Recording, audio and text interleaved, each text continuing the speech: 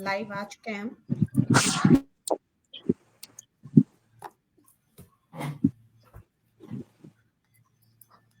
नमस्कार।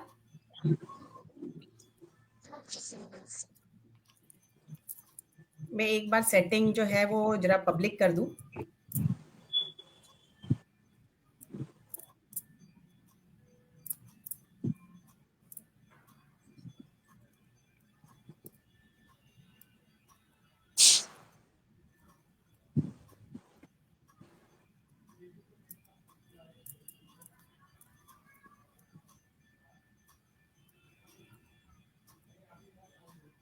ये अभी लाइव नहीं हो पा रहा है। क्या आप सब मुझे देख पा रहे हैं?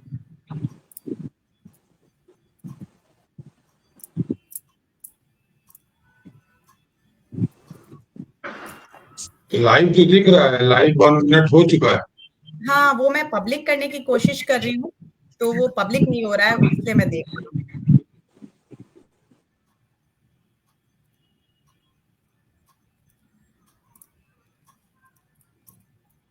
जी हाँ, बिल्कुल लोग हमसे जुड़ गए हैं और मैं इसको पब्लिक नहीं कर पा रही हूँ बस, तो इसलिए मुझे दिक्कत हो रही थी।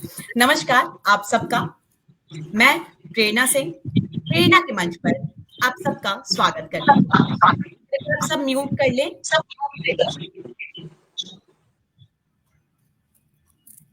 जी, नमस्कार। प्रेरणा के मंच पर प्रेरणा की तरफ से आप सबका स्वागत है। स्वागत है उन सबका जो हमारी तरह विचारशील हैं, संघर्षशील हैं और समाज में कुछ बदलाव देखना चाहते हैं और उसी की कोशिश में आज हमसे जुड़ रहे हैं। वो सब लोग जो हमें बाद में भी सुनने वाले हैं और हमारी कोशिशों में साथ देने वाले हैं, उन सबका हृदय तल से शुक्रिया अदा करती हूँ। प्रेरणा का मंच जो कई तरह के कहानियों को लेकर आया इस मंच पर, संघर्षों की कहानी, जीवन की कहानी जिसने हम सबको एक नई प्रेरणा दी। संघर्षों में उन्होंने हमारा साथ दिया, उस सोच ने हमारा साथ दिया और हम संघर्षशील बनते चले गए। प्रेरणा के मंच पर कभी कहानी आई सैनिक पत्नियों की डायरी की, जिसमें हमने आर्मी ऑफिसर्स की वाइफ की जो जीवन है उसको देखा, उसको जाना। तो कभी हमने एसिड अटैक सर्वाइवर की मंगला कपूर को जाना, उनके दर्द को जाना और आज उन पर मूवी भी बन चुकी है जो महाराष्ट्र में रिलीज हुई है। कभी हम जुड़े कैंसर सर्वाइवर से, तो कभी हम जुड़े उषा विश्वकर्मा जैसी स्त्री से जो चाइल्ड अब्यूज की केस थी और रेड ब्रिगेड जैसी आर्मी तैयार की उन्होंने और इसके लिए वो कार्यरत हो गई। कभी हम जुड़े आम स्त्रियों से जो आम गृहिणी होकर बनी ब्यूटी क्वीन, जैसे वाटिका नौरियाल और रूही सिंह। कभी हम जुड़े झोपड़ी से निकली हुई नेशनल प्लेयर हिना खान से। और इस तरह की कई सारी कहानियां, कोरोना में खोए अपने पति को और फिर भी संघर्षशील रही स्त्री को। आखिरी एपिसोड जो प्रेरणा के मंच पर हुआ वो था मीनाक्षी भसीन जी का स्वरांजलि, जिसमें 40 से ऊपर और 75 तक की उम्र की स्त्रियों को उन्होंने संगीत से जोड़ उनके जीवन में रस खोला, उनके जीवन में सपनों के रंग दिए। ऐसी कई सारी कहानियां लेकर प्रेरणा का मंच हमेशा आप सबके सामने उपस्थित होता है। प्रेरणा के मंच पर 2-3 महीने का ये जो अंतराल रहा वो कहीं ना कहीं व्यस्तताओं के कारण रहा, विवशताओं के कारण रहा, लेकिन आज फिर हम प्रेरणा के मंच पर एक अलग तरह के जीवन, एक अलग तरह की कहानी को लेकर आप सबके समक्ष यहाँ पर आए हैं। आज का जो एपिसोड है वो अपनी पहचान को पाने की ही जद्दोजहद की कहानी है। जी हाँ, आज की कहानी है transgender LGBT community, queer community की। हम सब जानते हैं कि हम सब के पास जो शरीर है उसमें एक आत्मा होती है, आत्मा जिसका लिंग नहीं होता। और यही बात हम गहराई से जानेंगे आज के एपिसोड में। इंसान है तो इंसान को समझने की कोशिश करेंगे, लोगों के संघर्षों को समझने की कोशिश करेंगे। मेरे साथ आज जो जुड़े हुए हैं वो हमारे सलाहकार मयंक श्रीवास्तव जी, जो वरिष्ठ साहित्यकार हैं, वरिष्ठ पत्रकार हैं, इस मंच के सलाहकार हैं और वो इस कहानी की पृष्ठभूमि आप सब तक पहुंचाएंगे। बहुत बहुत स्वागत है मयंक श्रीवास्तव जी आपका। और आज हम जानेंगे नीति जी को जो क्वेयर कम्युनिटी से हैं और कॉस्मेटिक संस्था में काम करती हैं। हम जानेंगे अनन्या जी को, अनन्या बेटी को, जो ट्रांस वुमेन हैं। आज हमारे साथ एक साहित्यकारा भी जुड़ी हुई हैं जो डीयू से हैं, डीयू में असिस्टेंट प्रोफेसर हैं। साथ ही हमारे साथ एक रिसर्च स्कॉलर भी जुड़ेंगे। तो धीरे-धीरे हम इस कहानी की तरफ बढ़ेंगे। आप सब म्यूट कर लें, कहीं न कहीं वो आवाज़ आ रही है। तो चलिए पहले इस कार्यक्रम की शुरुआत करते हैं और मयंक जी तक पहुँचने के पहले क्योंकि मैं एक साहित्य से जुड़ी हुई हूँ और मेरा मंच जो है, जहाँ मैं लिखती हूँ, पढ़ती हूँ, लोगों से जुड़ती हूँ, वो साहित्य का है। तो कहीं न कहीं सरस्वती आराधना के बिना मैं आगे नहीं बढ़ती हूँ। तो इस खूबसूरत से कार्यक्रम को शुरू करने के पहले मैं सरस्वती माँ की आराधना करती हूँ, एक मंत्र का उच्चारण करती हूँ। ॐ सरस्वती महाभागे विद्ये कमललोचने विद्यारूपे विशालाक्षि विद्यां देहि नमस्तुते। जय सरस्वती माँ। और आप सबका स्वागत करते हुए मैं मंच सौंपती हूँ मयंक जी को ताकि हमें वो इस कहानी की पृष्ठभूमि तक पहुंचा सके। स्वागत है मयंक जी।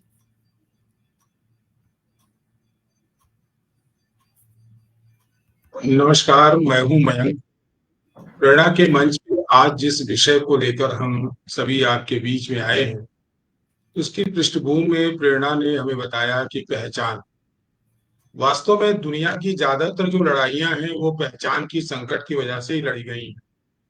फिर चाहे वो सभ्यताओं का संघर्ष हो या राष्ट्रीय राष्ट्रीयता का संघर्ष हो या समुदायों की पहचान का।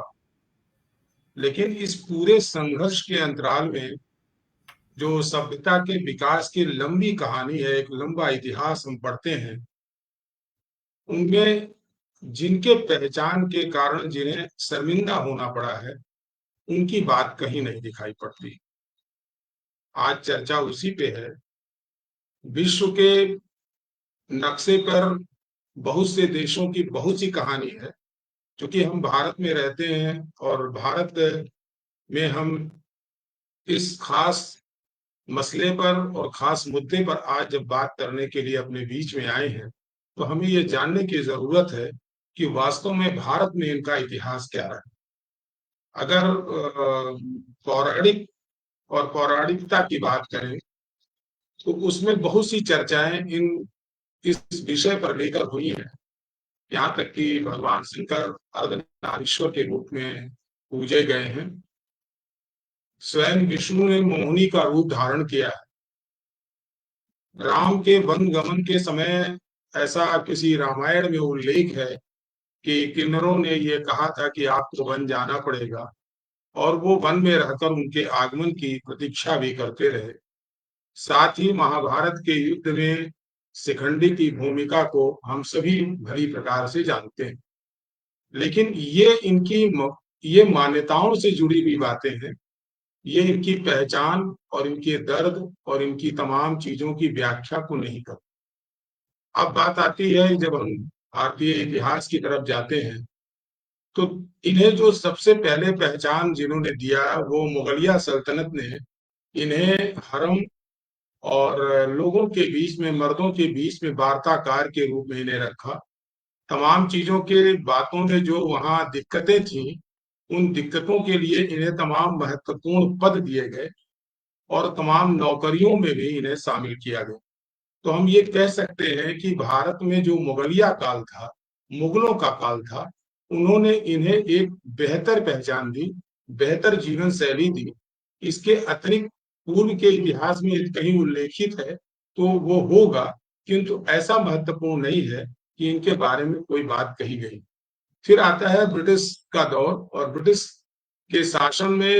काल के शासन में जो सबसे बड़ी बात आई कि 1860 के करीब उन्होंने एक कानून बनाया जिसके तहत आदिवासी समुदाय से लेकर चाहे वो कहीं भी कोई भी व्यक्ति जो अपने विशेष समुदाय के कारण जाना जाता था, उन्हें उन्होंने अपराधी घोषित कर दिया।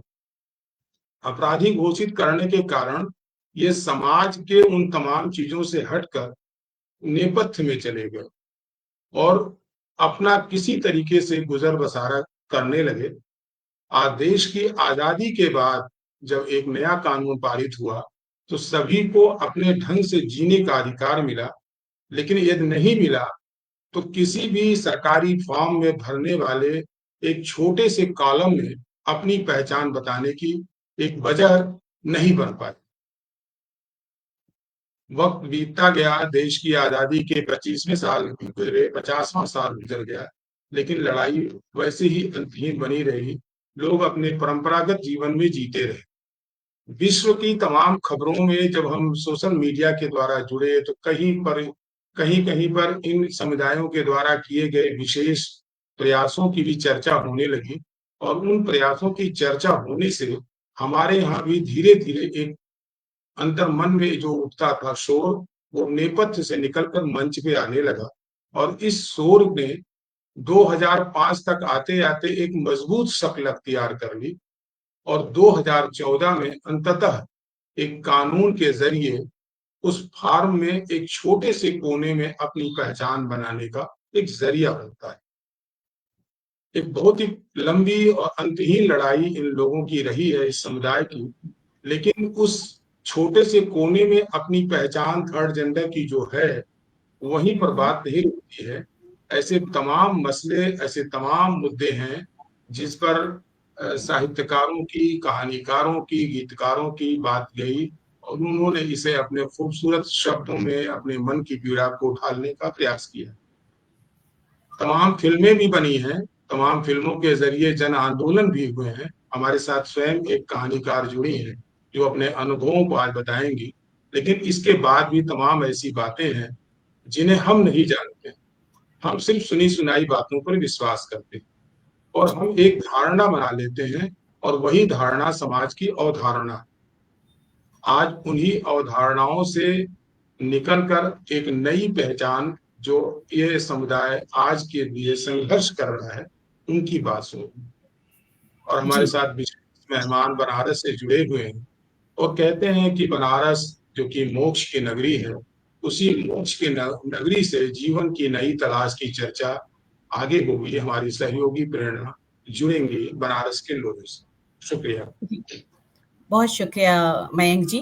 कुछ टेक्निकल इशू के कारण कमेंट्स लगातार आ रहे हैं, मैं वहाँ शो नहीं कर पा रही हूँ, शायद 2-3 महीने के अंतराल पे मैंने किया है, तो कुछ टेक्निकल इशू जो है वो मुझे भी समझ में नहीं आ रहे हैं। लेकिन मैं लगातार दूसरे मोबाइल से देख रही हूँ। आप सबका स्वागत करती हूँ। अंजनी जी, शुभ्रा जी, पूनम दी, अर्पणा जी, ये लोग हमेशा ही मेरा साथ दिए हैं यहाँ पे इस पटल पर। मनीषा जी, संजीव जी, ये लोग ऐसे लोग हैं मेरे जो मुझे प्रेरणा भी देते हैं और ऐसे कार्यक्रम को करने के लिए एक उत्साह भी देते हैं। तो आप सबका स्वागत करती हूँ मैं इस मंच पर, और चलते हैं कहानी की रूपरेखा खींचते हुए सबसे पहले नीति जी के पास, जो बनारस से जुड़ी हुई हैं हमसे और प्रिज्मेटिक संस्था में काम कर रही हैं, वो क्वेयर कम्युनिटी के लिए जो काम कर रही है संस्था, और जानते हैं उनका परिचय क्या था, क्या उन्होंने समझा अपने आप को और किस तरह वो काम कर रही हैं। स्वागत है नीति जी आपका प्रेरणा के मंच पर। तो पहले तो प्रेरणा के मंच पे आप सभी का भी स्वागत है, और बहुत बहुत धन्यवाद प्रेरणा मंच के साथियों का। तो मेरा नाम नीति है और हम बनारस के रहने वाले हैं। बचपन मेरा गाजीपुर में बीता है और पढ़ाई बनारस में, ग्रेजुएशन पोस्ट ग्रेजुएशन सब कुछ यहीं बनारस में हुआ। और मेरी जिंदगी जो है वो एकदम आम ओबीसी मिडिल क्लास फैमिली से है, किसान परिवार से हैं हम। और एक क्वेयर व्यक्ति हैं। सबसे जरूरी बात कि एक क्वेयर व्यक्ति हैं। क्वेयर के बारे में हम लोग और थोड़ा समझेंगे क्या होता है, बट LGBTQIA कम्युनिटी होती है जो एक अलग यौनिक और अलग जेंडर पहचान रखता है। उस कम्युनिटी से हम बिलोंग करते हैं। हमारी जो शिक्षा हुई है वो गाजीपुर शहर से हुई है और एक गर्ल्स कॉलेज से हुई है। तो उस गर्ल्स कॉलेज में बहुत सारे अनुशासन भी थे और बहुत सारी बेड़ियां भी थी, जिसमें सूट पहनना बहुत मस्त होता है 9th क्लास से, और 2 चोटी करके रिबन बनाना। तो इन सब अच्छा। चीजों को जूझते हुए आए हैं, और हमको लगता है कि ये सबको जूझना पड़ता है, हर क्वेयर व्यक्ति को जूझना पड़ता है, क्योंकि एक बॉक्स में जाना पड़ता है। तो इस तरह का ही रहा है। और मेरी अपनी यौनिक पहचान जब 9th 10th में थे तब पता चला, और उसके बाद जब लगातार खुद को ढूंढते रहे, क्यों हमको कंफर्टेबल फील नहीं होता है अपने साथ के लोगों के साथ, अपने परिवार के ढांचे के साथ, समुदाय के ढांचे के साथ। तो समझ आया कि जरूर एक फीमेल शरीर मिला है, बट जो समाज से वुमेन या महिला का जो दायित्व मिलता है, वो शायद हम बिल्कुल कंफर्टेबल नहीं थे कि लड़की हो इसलिए तुमको लड़की वाला काम करना है। इस तरीके के तमाम जद्दोजहद से जूझते जूझते फिर अपने आप को पाया है कि मेरे शरीर से कोई लेना देना नहीं है, हर काम सबका होता है, हर पहचान सबकी होती है। तो ऐसे ही आगे बढ़ते गए। बहुत खूबसूरत तरीके से आपने बताया हमें कि कैसे एक बॉक्स में सीरियसली रहते हैं हम, क्योंकि हम जब जैसे पैदा होते हैं और घर वाले हमें जैसे अपना रहे होते हैं, जैसे देख रहे होते हैं, वैसे हम अंदर से होते नहीं हैं और धीरे धीरे शायद इसकी पहचान होती है। तो आगे आपसे जानेंगे कि कैसे आपने इसको पहचाना और कैसे आप काम कर रही हैं। पहले चलते हैं एक और परिचय जानने के लिए, अनन्या मीठी जी जो ट्रांस वुमेन है, और मैं उनसे उनका परिचय जानना चाहूंगी कि वो क्या थी, कैसे उनको अपनी पहचान मिली और कैसी उनकी जिंदगी है। वो अपने बारे में क्या बताना चाहेंगी? धन्यवाद प्रेरणा जी, और प्रेरणा की मंच पर जितने भी दर्शक अभी हैं उन सभी को मेरा प्रणाम। मैं अनन्या मीठी, मैं रहने वाली असम की हूँ। असम के मोरीगांव जिले से मैं आती हूँ और मैंने अपनी पढ़ाई असम से ही किया है, गुवाहाटी यूनिवर्सिटी से। फिर मैं अपने हायर स्टडीज के लिए बनारस हिंदू यूनिवर्सिटी आई थी। फिर बनारस के क्वियर समुदाय के साथ जुड़कर अभी मैं प्रिज्मेटिक फाउंडेशन के साथ काम कर रही हूँ। और मेरा जो पहचान है, मैं अपने आप को एक ट्रांस महिला के रूप में आइडेंटिफाई करती हूँ। बचपन में ही जो पहचान दिया गया था उससे कहीं ना कहीं मतभेद की तरह हुआ था। समाज ने कहा था कि मैं एक लड़का हूँ, लेकिन अपने अंदर से कभी फील नहीं किया कि एक लड़के की जिंदगी जीना है या फिर लड़का हूँ अंदर से। हमेशा से लड़कियों की चीजें अच्छी लगती थी, खुद को फील भी होता था कि मैं एक लड़की हूँ, और अपने आप को उसी तरह से स्वीकार करते हुए मैं आगे आई। और अभी मैं अपने साथ साथ अपने समुदाय के लिए भी काम करना चाहती हूँ, इसीलिए मैं आज यहाँ हूँ प्रेरणा के मंच पे। बिल्कुल अनन्या जी, और आपको देखकर मुझे एहसास हो रहा है कि कितना खूबसूरत होता है अपने आप को पहचानना।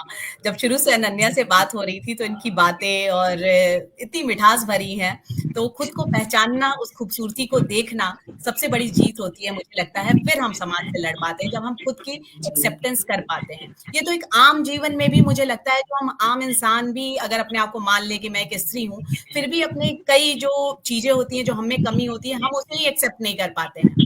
तो आपने अपने इस मन को पहचाना, उसको एक्सेप्ट किया और इतनी खूबसूरती से उसको आप देख रही हैं, ये बहुत ही खूबसूरत बात है। तो चलते हैं, आज हमारे साथ राजकुमारी जी, डॉक्टर राजकुमारी जी भी जुड़ी हुई हैं। उनका उपन्यास आ चुका है इस पर, वो असिस्टेंट प्रोफेसर हैं डीयू में। उनसे बहुत सारी बातें करनी है, लेकिन स्वागत करती हूँ मैम आपका। लेकिन आपके पास पहुंचूंगी इन दोनों की कहानी थोड़ी थोड़ी जानकर। और तो मयंक जी, आप क्या जानना चाहेंगे नीति जी से?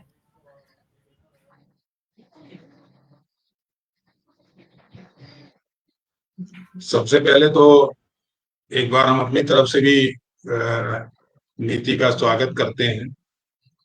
और आपने अपने परिवार की बात बताई।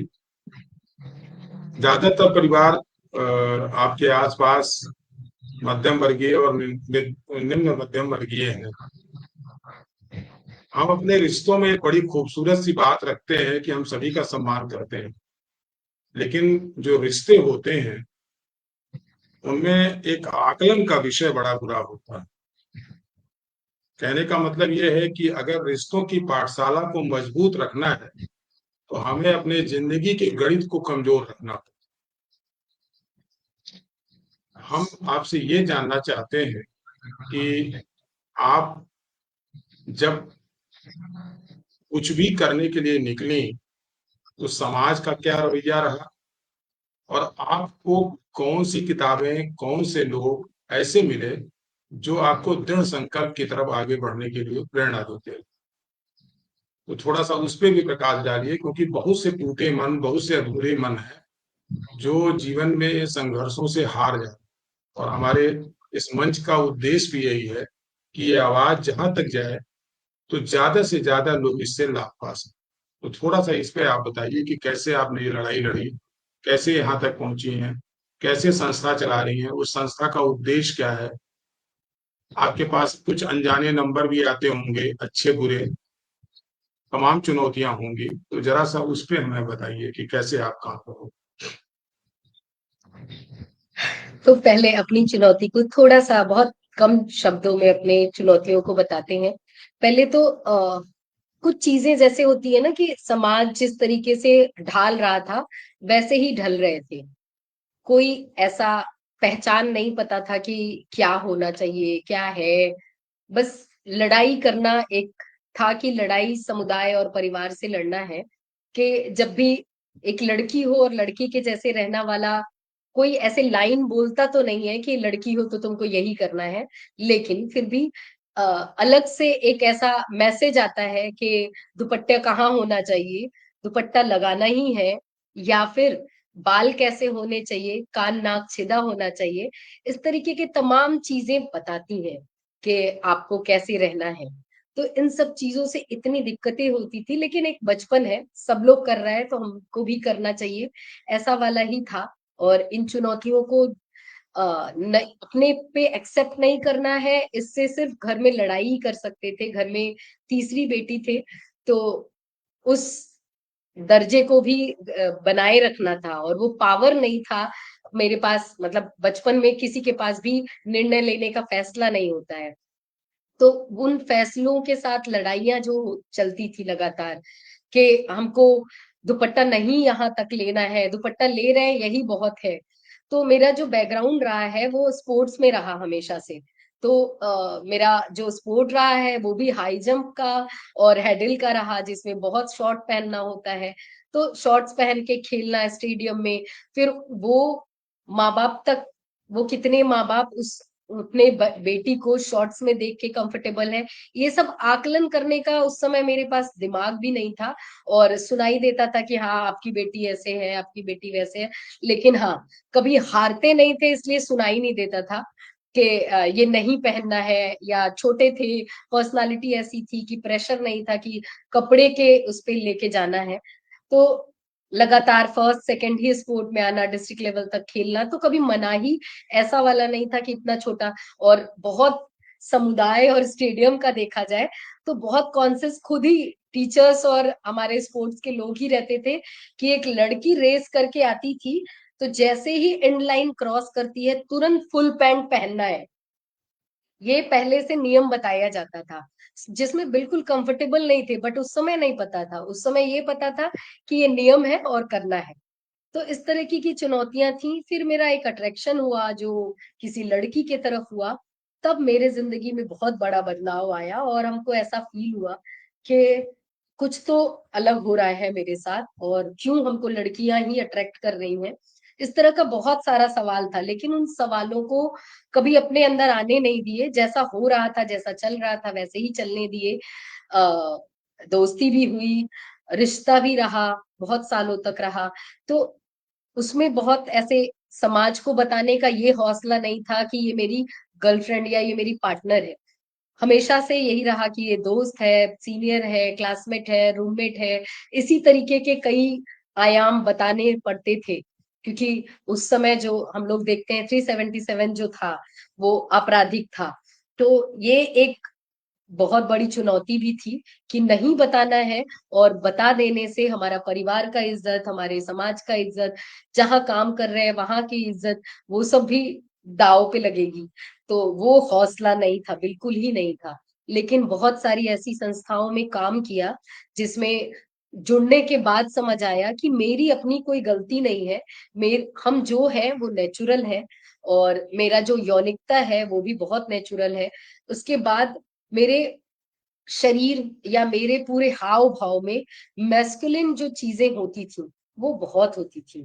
मतलब मेरे सॉफ्टनेस मेरे अंदर देखना बहुत मुश्किल हो जाता था। मतलब अगर मम्मी बोल रही है कि उनका सर दर्द हो रहा है, तो सर दबाना कभी मेरे दिमाग में ही नहीं आता था। दवा खा ले या किसी और को, भाई दबा दो, दीदी दबा दो, ऐसा वाला होता है। आज तक कभी भी वो सारी चीजें नहीं आई। क्यों नहीं आई, ये बहुत गलत है। बिल्कुल केयर हर इंसान को सबका करना चाहिए, लेकिन क्यों नहीं आया? अभी जब बहुत बैठ के सोचते हैं तो ऐसे लगता है कि शायद ये ना जिम्मेदारी दिया जाता था इसलिए चिढ़ गए कि तुमको ये भी करना चाहिए। कोई मेहमान आ रहा है तो उसको चादर तकिया पूछना, उसको पानी पूछना, ये सब कुछ ना एक ढांचे में बनता जा रहा था, तो जिससे एक अलग चिढ़ होती थी, हम क्यों करें ऐसा वाला, बहुत सारे लोग हैं सब लोग करें, ऐसे होता था। फिर एक टाइम आया ऐसा जब हाफ पैंट अपने गांव मतलब गाजीपुर में पहनना हुआ था, क्योंकि जहां बाहर निकल के रूम में रह रहे हैं वहां पे पहनना कोई दिक्कत नहीं है, क्योंकि परिवार को कोई दिक्कत नहीं है, वो देख नहीं रहा है, और जो लोग भी देख रहे हैं खुद से तुम संभले रहो, तुमको कोई दिक्कत ना हो, इतना तक का बहुत सपोर्ट परिवार का रहा। लेकिन एक टाइम ऐसा भी आया था जब अपने घर वापस जाते थे तो एक आदत हो गई थी कि गर्मी के दिन में शॉर्ट्स में रहना है तो रहना है। तो एक टाइम ऐसा आया था जब घर पे कमेंट आया कि यहाँ नहीं चलेगा ये कपड़ा। तो ये मेरी रूडनेस थी, जो पापा को हम ऐसे ही मतलब मम्मी से डायरेक्ट, पापा से डायरेक्ट नहीं आया, मम्मी के साथ ही आया ये बात। तो मम्मी को बोले वो भी तो हाफ पैंट पहनते हैं, सेम तो है मेरा भी, और उतना ही बड़ा हाफ पैंट है, उनका भी उतना ही बड़ा हाफ पैंट है, तो हमको तो पहनना है। तो ये मेरी पहली लड़ाई थी इस ढांचे को लेके। तो वो लड़ाई जो थी वो मेरे माँ बाप शायद बहुत सिंपल और सोबर है, जो कट्टर नहीं है, जिसकी वजह से शायद हम जीत पाए कि ठीक है जो मन करे वो करो भाई, तुम तो सुनने वाली नहीं हो। तो इस तरह का जो डायलॉग होता था, एक ही होता था कि भाई हम बोल रहे हैं, मेरी बात मान ली जा रही है, मेरे से इससे ज्यादा कुछ नहीं चाहिए। तो इसी तरीके से मेरे माँ बाप बहुत इमोशनल, बहुत सपोर्टिव होते गए। उनको ये समझ आता गया कि हम जिन चुनौतियों की बात कर रहे हैं उन चुनौतियों पे खरे भी उतर रहे हैं। उनको कहीं भी शायद मेरे साथ एजुकेशन का जो भी शर्त था उसको कंप्लीट किए, उसके बाद नौकरी करने लगे, अपने आप पे अपने पैर पे खड़े हो गए, जिसमें उनको हम बहुत परेशान नहीं किए कि इतना पैसा पढ़ाई के लिए चाहिए, यहाँ जाने के लिए चाहिए, इस तरह का बहुत परेशान नहीं किए, अपने पैर पे खड़े हो गए, जिसकी वजह से मेरी सुनवाई हुई है, हमें जहां तक लगता है। तो इन चुनौतियों के बाद 10 साल लगा हमको इन सारी चीजों को पहचाने में और एक्सपोज करने में। खुद को एक्सपोज करना बहुत मुश्किल काम था बनारस जैसे शहर में। तो बनारस को छोड़ के फिर लखनऊ शहर में बसे, क्योंकि बनारस में बहुत दम घुटने लगा था, बहुत सारे अपने ही लोग थे वहां पे, इतना सवाल शादी कब करोगी, लड़की के साथ क्यों हो, इस तरह का मतलब। और लड़की जो मतलब मेरी जो पार्टनर है उसको भी कई तरीके का चीजें सुनने को मिलता था, अच्छा जीजा है आप, बॉयफ्रेंड है आप, इस तरीके का कमेंट जो था ना वो बहुत चुभता था, बहुत ज्यादा चुभता था। तो फिर अपना शहर छोड़ के दूसरे शहर में जाना, वहां पे अलग अलग संस्थाओं, अलग अलग इंसानों से मिलना, अपने जैसे इंसानों से मिलना जिनका अलग यौनिक पहचान, जिनका अलग जेंडर पहचान है, तो एक बहुत बड़ा बदलाव, कॉन्फिडेंस आया, जिसकी वजह से 4 साल 3 साल करीब हम दिल्ली और लखनऊ में लोगों के साथ बिताए, एक कॉन्फिडेंस आया, बनारस आए, बनारस में आके फिर हमने फिर से एक बड़े ओहदे पर अलग संस्था में काम किया, उससे और कॉन्फिडेंस मिला, उस संस्था ने बहुत सपोर्ट किया मेरी पहचान के साथ, मेरे एक्सपोजर को बनारस में फुलफिल करने के लिए। तो ये तमाम सपोर्ट्स मिले संस्थाओं से, समुदाय से भी, और जो चुनौतियां आनी चाहिए, जैसे बहुत सारे लोग होते हैं मारने पीटने पे भी आ जाते हैं, तो ऐसी चुनौतियां परिवार के सपोर्ट और संस्था के सपोर्ट से बहुत कम मिला, बहुत ज्यादा कम। फिर उसके बाद एक ऑफर ये भी आया कि अच्छा, शायद ये अ, बड़ी अच्छी आपने अपनी परिवार की जो कहानी, फिर आपने बनारस से निकल कर लखनऊ जाती हैं, लखनऊ से आप दिल्ली जाती हैं, इस बीच में 10 वर्ष का एक लंबा अंतराल होता है, और फिर आप लौट के आके बनारस में एक अपना काम करती हैं। आप कुछ कह रही हैं? नहीं नहीं, उन्होंने इसी बात को कहा है, और मुझे लगता है एक छोटी जगह से बड़ी जगह तक उनके जो संघर्ष हैं उन्होंने वो बताया, क्योंकि आज यहाँ हाफ पैंट पहनना शायद बहुत कॉमन बात होगी, लेकिन वो एक बिल्कुल बिल्कुल। मैं अपनी सारे उनको भी बताना चाह रही हूँ कि एक छोटी जगह की बात बता रही हूँ कि वहां की सोच जो थी, उस सोच से निकल कर वो बड़ी बड़ी जगहों पे जब गई और अपनी आप को एक्सप्लोर किया और बड़ी हालांकि संस्थाओं से जुड़े, तो उनको हालांकि जो बात अनुभव दूसरी है, हमारे शहर की भी एक लड़की हाफ पैंट पहन के बनारस पहुंची, और आज वो अंतरराष्ट्रीय धाविका है और हमारे मंच पे आ भी चुकी हैं नीलू मिश्रा जी। तो जी, हाफ पैंट बिल्कुल। के जो संघर्ष की कहानी हम समझ सकते हैं। जी। और दूसरी बात ये है कि आपकी जो कहानी है उसके लिए मतलब मैं सिर्फ इतना कह रहा हूँ कि कच्चे मकानों में ही पक्के इरादे होते हैं और नंगे पांवों से ही जो आदमी दौड़ता है वो जूतों वालों से तेज दौड़ लेता है। हमें बहुत सिर्फ बढ़िया। अब इस कहानी में वो बात को जानना है कि आपको एक संस्था बनाने में किन लोगों ने सहयोग किया, कौन सी चुनौती आई, थोड़ा सा मतलब कम शब्दों में रखिए। हुँ। मतलब हमें और भी अपने गेस्ट को लेने हैं, तो हाँ, आप थोड़ा और सा पहले हमें कुछ मैं जो थोड़ा सा लोग मतलब जुड़े हमें हैं, कम उनके करें। भी बात आप तक आपको हम्म, नीति जी पहुँचाती हैं कि सबसे बड़ी बात कह रहे हैं हेमंत हाँ, अग्रवाल भाई जी जुड़े हुए हैं। वो कह रहे हैं कि अपना पक्ष रखना ही एक बहुत बड़ी बात होती है, क्योंकि जब आप अपना पक्ष जी, रख लेते हैं, समझ लेते हैं, यही एक जीत है सबसे बड़ी। और साथ में हाँ, पूनम मल्होत्रा दी कह रही हैं कि परिवार का संबल कहीं न कहीं जो आपको मिला, और यही बात है कि आपके द्वारा इस मंच पर जब जो आप कह रहे हैं, कहीं न कहीं बहुत लोग जो सुनेंगे, तो ये समझ पाएँगे कि परिवार का, समाज का जो संबल है, वही आप जैसे लोगों को, आप लोगों को एक संबल देता है अपनी पहचान की जो जद्दोजहद लगी हुई है, उसको पाने में। और यही हमारे मंच की भी जीत होगी। तो अब आप अपनी संस्था के बारे में बताइए, फिर अनन्या जी के नीति पास चलें। नीति नीति आपके आपको मैं इसलिए बीच में रोका कि आपको तो सौभाग्य से परिवार अच्छा मिला, लेकिन सभी के हिस्से में इतने अच्छे परिवार, इतना अच्छा शहर नहीं होता है। आपकी संस्था किन चुनौतियों में बनी और वो संस्था क्या काम कर रही है जिससे और लोग भी प्रभावित हों, प्लीज आप बताएं इसे। हाँ, बिल्कुल। तो हमारी संस्था की विशेषता यही है कि हमारी संस्था में सारे क्वेयर लोग ही हैं, जो बोर्ड मेंबर हैं, जो कोर टीम है, वो सारे क्वेयर लोग हैं। और उसके बाद हम लोगों का एक यही था कि हम लोग अपनी चुनौतियों को तो जूझते आए, लेकिन बनारस के क्वेयर समुदाय के साथ जो लगातार आप ऐसे देखेंगे कि घर से भी समाज से भी बहुत सारी अवहेलना झेलनी पड़ती है। तो हम लोगों का एक ग्रुप 5-6 लोग जो अपनी जिंदगी की चुनौतियों को थोड़ा सा पार कर चुके थे, तो वो सब लोग हम लोगों ने मिला और मिल के लगा कि एक अलग अपनी संस्था खड़ी करनी चाहिए। तो प्रिज्म जो होता है उसपे एक कोई किरण पड़ती है तो उससे बहुत सारे रंग निकल के आते हैं। तो इसलिए उसका नाम प्रिज्मेटिक फाउंडेशन रखा गया। प्रिज्मेटिक फाउंडेशन बनारस बेस्ड है अभी। और बनारस में हम लोग लगातार पिछले 2 सालों से कोशिश कर रहे हैं कि किस तरीके से हम लोग क्वेयर समुदाय, जो बनारस के क्वेयर समुदाय हैं, उनको अपने पास इकट्ठा करें। इसको इकट्ठा करने का, संगठित करने का एक जरिया है, जो हम लोगों के पास एक सर्वे लिंक है, सब तक भेजते हैं। जितने लोग तक हम लोग भेज पाते हैं वो हमसे जुड़ते हैं। और इसी के साथ साथ हम लोग हर महीने के आखिरी रविवार को एक क्वेयर समुदाय के साथ एक बड़ी मीटिंग करते हैं, जिसमें वो समुदाय के सारे लोग जुड़कर अपना सुख दुख, अपनी पढ़ाई, अपने जितनी समस्याएं, अपने परिवार, अपने समुदाय, अपने स्कूल कॉलेज, इन सब जगहों से जो चुनौतियां मिलती हैं वो शेयर करते हैं।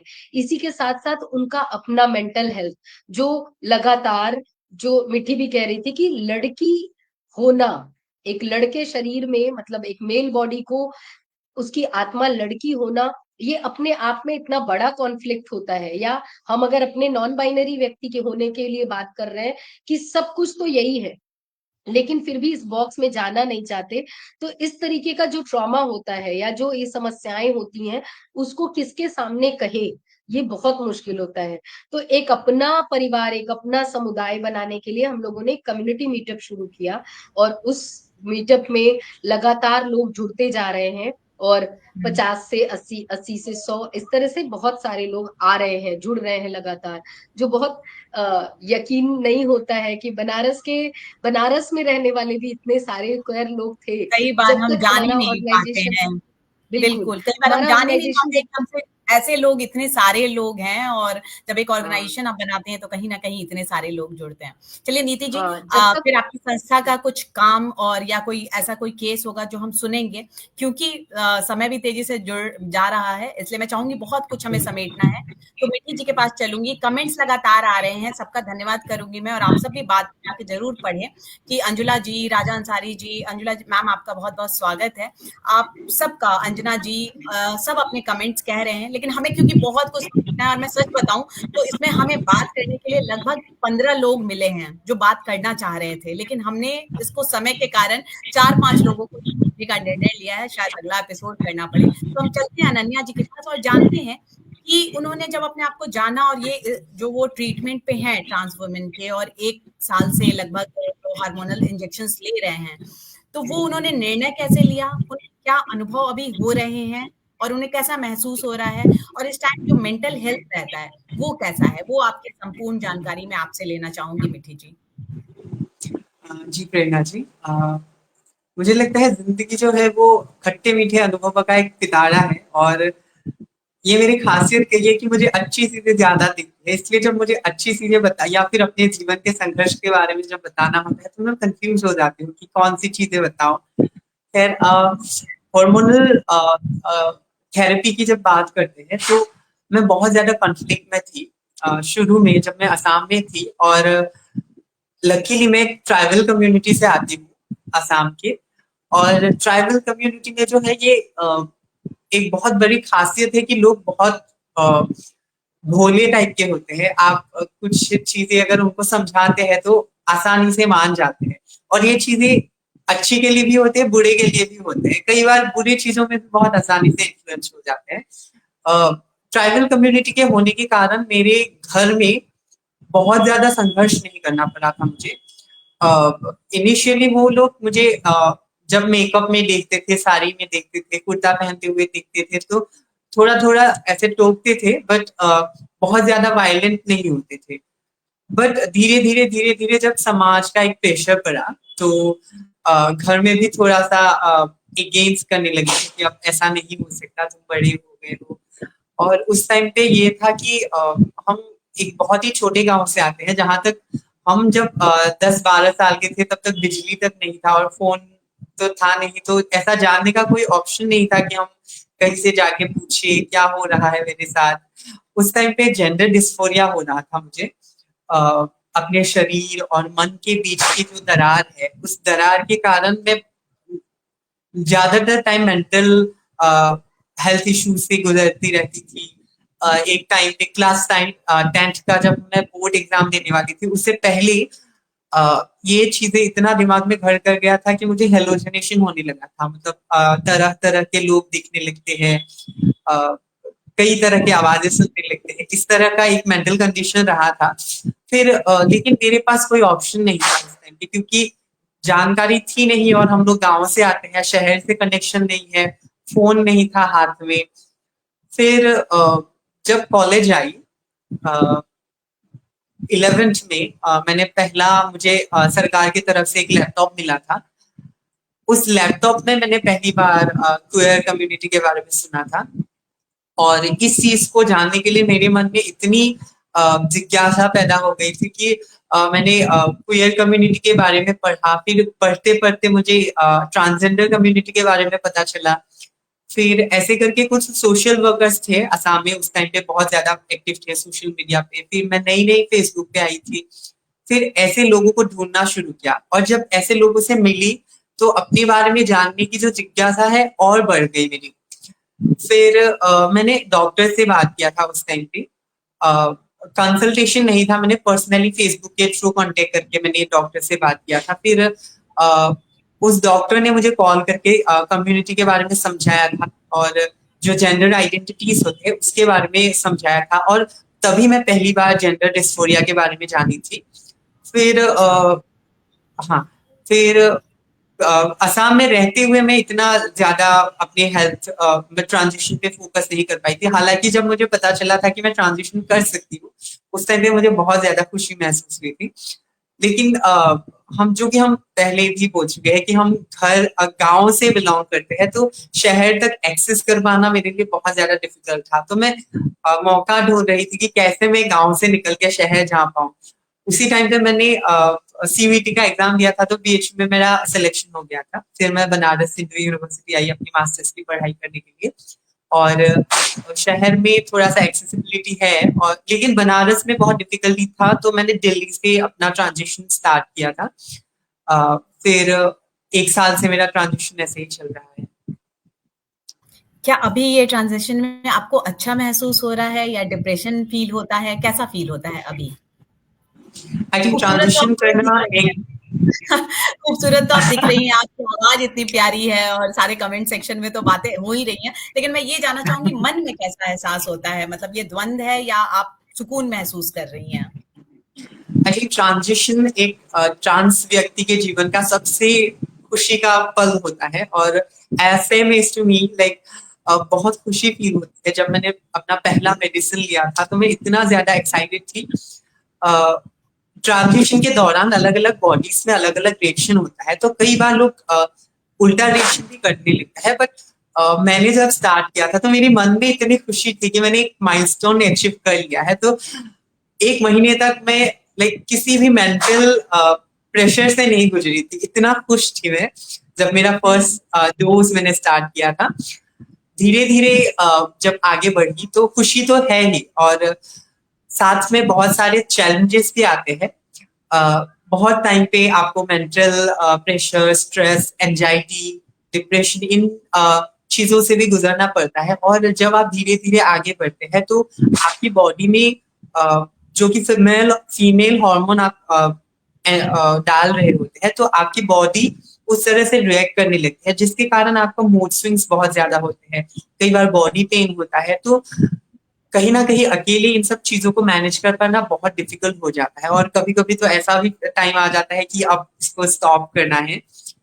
बट जो अपना मन है, जिसकी खुशी की बात हम लोग कर रहे हैं आज, कहीं ना कहीं उसको ये मंजूर है कि ये दर्द जो है हम सह सकते हैं अपनी खुशी के लिए, अपनी आत्मा को अपने शरीर से मिलाने के लिए।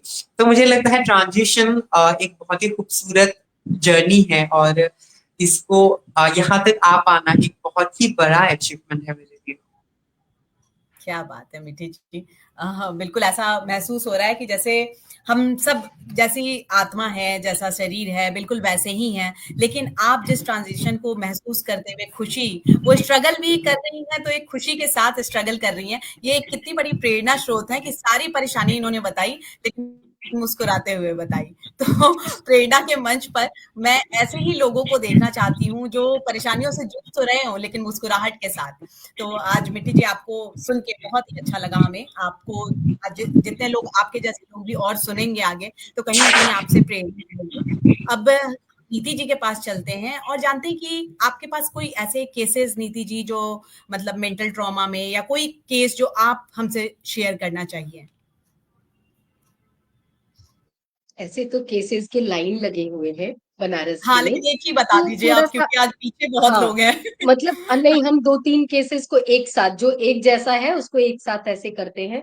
ज्यादातर जी। ट्रांस बच्चों की बात करें अगर, तो हुँ, ज्यादातर बच्चों के साथ प्रॉब्लम यही हो रही है कि वो अभी अपने आप को समझ रहे हैं, और हुँ, समझने के दौरान 18 का एडल्ट होते होते वो इतना ज्यादा ट्रॉमा से भर चुके होते हैं कि उनको समझ नहीं आता है। उनको ऐसे होता है कि हम या तो एकदम छिप जाएं, या तो हमको हुँ, सब लोग समझ लें।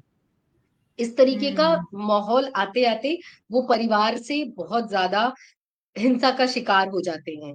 तो 2-3 ऐसे केसेस अभी हम लोग हैंडल कर रहे हैं, जो परिवार में पता चल रहा है, या पता चल रहा है लेकिन परिवार बताना नहीं चाहता है। तो वो लगातार उनको घर से निकलने की धमकी दे रहे हैं कि निकल जाओ मेरे घर से, या उनको झाड़ फूक कराना, उनकी दवाई, इतना तक कि एक मम्मी का फोन ये आता है कि क्या ऐसी कोई दवाई है जिससे मेरा बच्चा ठीक हो जाए, क्योंकि ये मेरा इकलौता बेटा है और ये बार बार बोल रहा है कि ये मेरी बेटी है, जो एक्सेप्ट हुँ। नहीं हो रहा है, और हम समाज को क्या मुंह दिखाएंगे। इसकी सारी खुशियां हमको स्वीकार हैं, बट समाज से हम कैसे लड़ेंगे। तो इस तरीके की जो चुनौती है ना, ये खास तौर से ट्रांस बच्चों के साथ तो है ही। ऐसे आप देखेंगे कि जो लेस्बियन और गे है, उसमें जो लड़का है वो खुद को कह रहा है कि हम लड़के हैं, लेकिन फिर भी फेमिनाइन है। उसको पसंद है थोड़ा सा लंबा बाल रखना, उसको पसंद है लिप ग्लॉस लगाना, लेकिन है वो लड़का, वो कह रहा है कि हम लड़के हैं, लेकिन ये भी पसंद है। ऐसे लोगों को भी स्कूल, कॉलेज और परिवार तीनों जगह से चुनौती झेलनी पड़ रही है लगातार। वो डिप्रेशन में जा रहे हैं।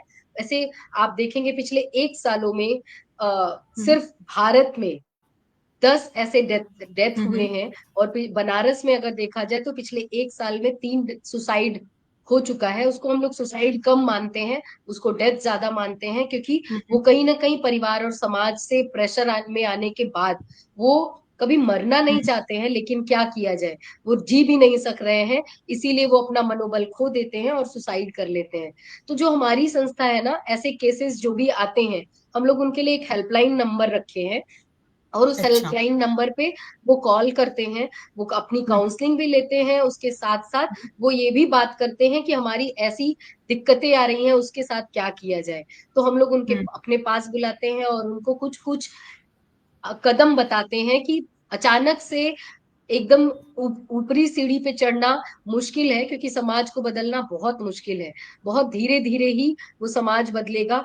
तो अपने हिसाब से कि उनको भी तकलीफ ना हो और परिवार को भी तकलीफ ना हो, धीरे धीरे कैसे उनको हम मर्ज करते चले जाएं, दोनों की खुशी को कैसे हम लोग साथ कर पाए, क्योंकि परिवार छोड़ना हम लोग लास्ट ऑप्शन में ही रखते हैं जब आपके साथ लगातार वायलेंस हो रहा होता है, जहां आप नहीं झेल पा रहे हैं।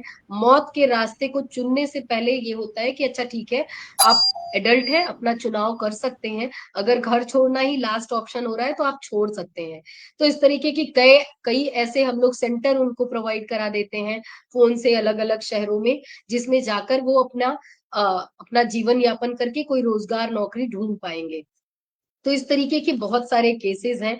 कॉलेज की थोड़ी सी बात चाहेंगे हम करना, क्योंकि जैसे मीठी का बहुत पॉजिटिव रहा, वैसे बहुत सारे लोगों का बहुत नेगेटिव होता है।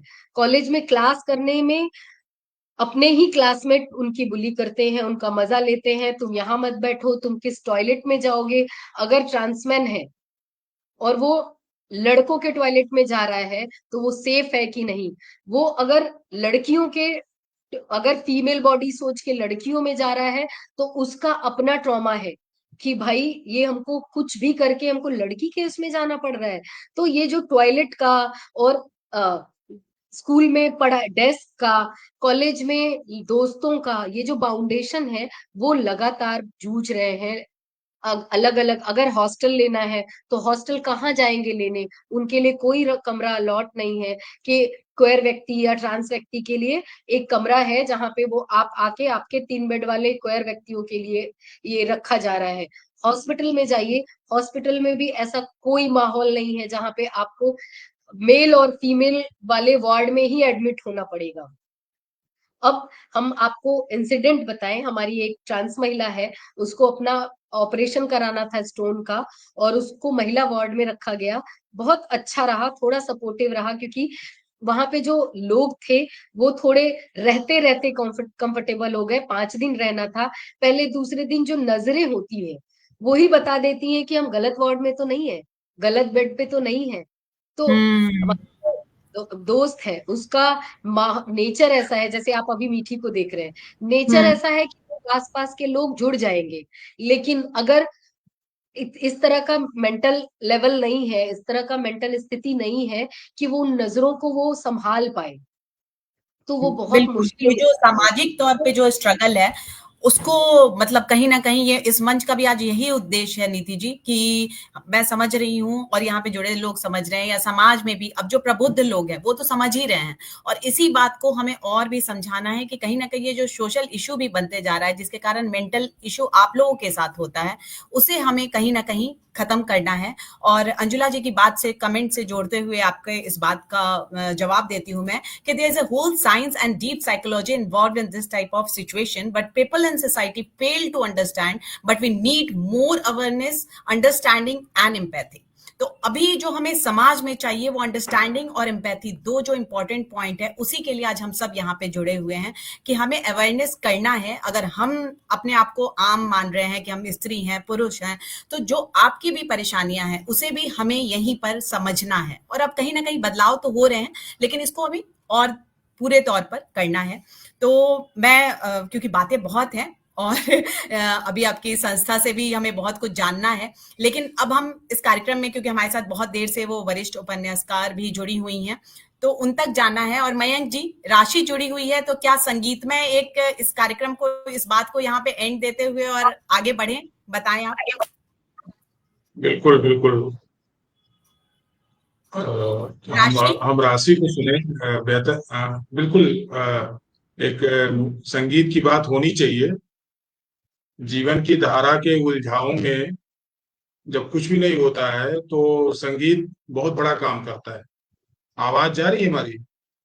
जी आपकी बिल्कुल आ रही है राशि, कि आपको आवाज आ रही है। और तब तक मैं जोशी जी, आचार्य जी, सचिन जी, रूही जी, आप सबका धन्यवाद करती हूँ कि आप इन सब संघर्षों को समझने में हमारे साथ हैं। राशि, आपको आवाज आ रही है तो कैमरा ऑन करें। मुझे मीठी लगता है ने राशि बड़ी अच्छी बात अभी थोड़ी देर पहले कही थी जी। कि इतनी दरार है कि उन दरारों को भरने की बात है। हम्म। और बड़ी खूबसूरत बात नीति ने कही कि प्रिज्म पे एक छोटी सी रोशनी पड़ती है तो वो इंद्रधनुष की तरह बिखर जाती है। तो इंद्रधनुष की तरह रंगों को संगीत में समेटे और मन के दरारों को भरने के लिए हमारे बीच में अब राशि है। राशि स्वागत इसके है। पहले भी हमारे मंच पर आ चुकी हैं। राशि इस वक्त भारत के मशहूर भारत खंडे विश्वविद्यालय लखनऊ में अध्ययनरत हैं। इन्होंने इतनी छोटी उम्र में जनपद स्तर के कार्यक्रमों से लेकर स्टेट के तमाम संगीत के कार्यक्रमों में न केवल विजयी हुई हैं बल्कि प्रथम स्थान ग्रहण किया है। हमारे छोटे से बुलावे पे और बहुत कम समय के अंतराल के बुलावे पे वो हैं एक खूबसूरत से गीत के साथ। आइए कार्यक्रम के इस बीच में सुनते हैं राशि को।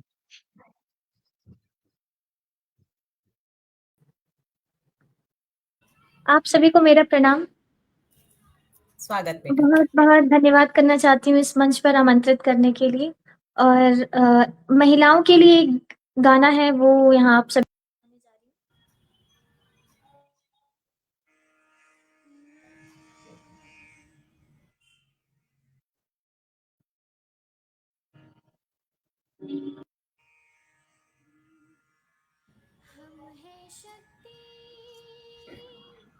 बेटा वॉल्यूम बहुत कम आ रही है। हाँ।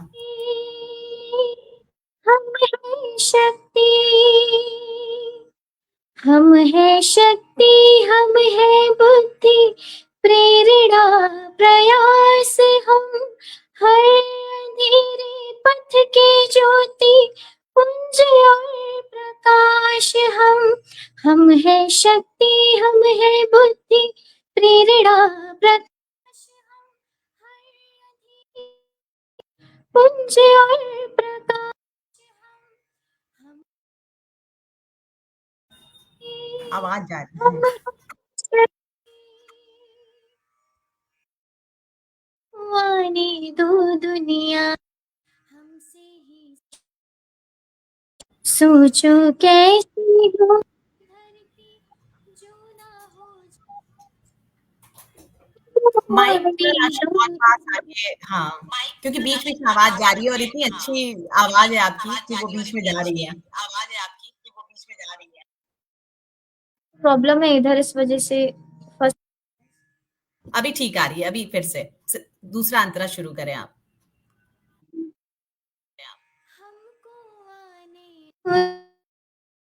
हमसे ही सृष्टि सारी,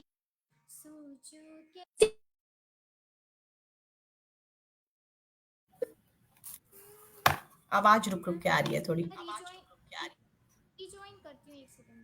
रीजॉइन कर ले आप। हाँ, ये ठीक है।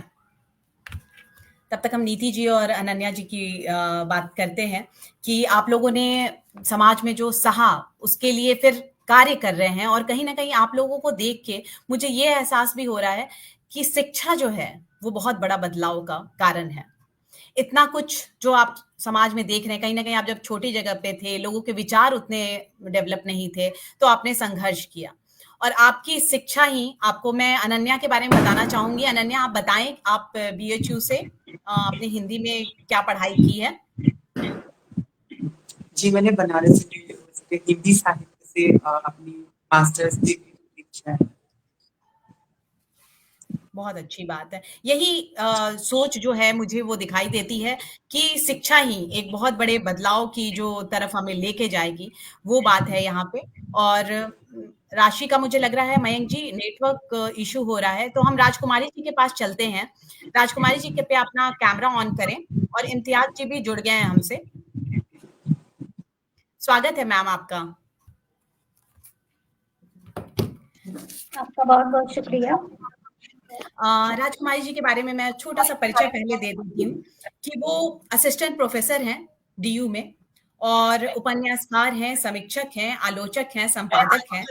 स्त्री विमर्श और दलित विमर्श पे सबसे ज़्यादा इन्होंने किया है काम और 9 किताबें प्रकाशित हुई हैं, जिसमें 2 उपन्यास हैं और एक जो उपन्यास है, वो ट्रांसजेंडर पे है, ट्रांसजेंडर की कहानी है उसमें और उसका नाम है द डार्केस्ट डेस्टिनी।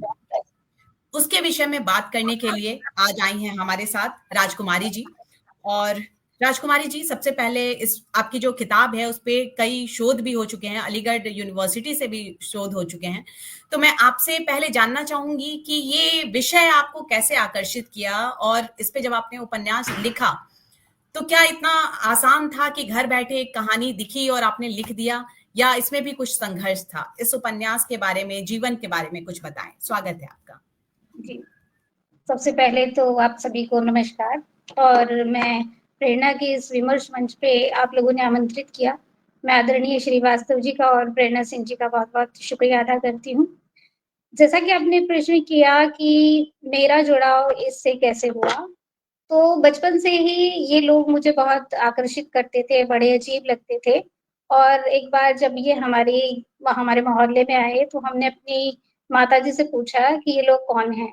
तो हम डरते भी थे और अपनी मम्मी के पीछे छिप जाया करते थे, लेकिन कहीं न कहीं जिज्ञासाएँ हमारे मन में बचपन से ही इनके प्रति थी।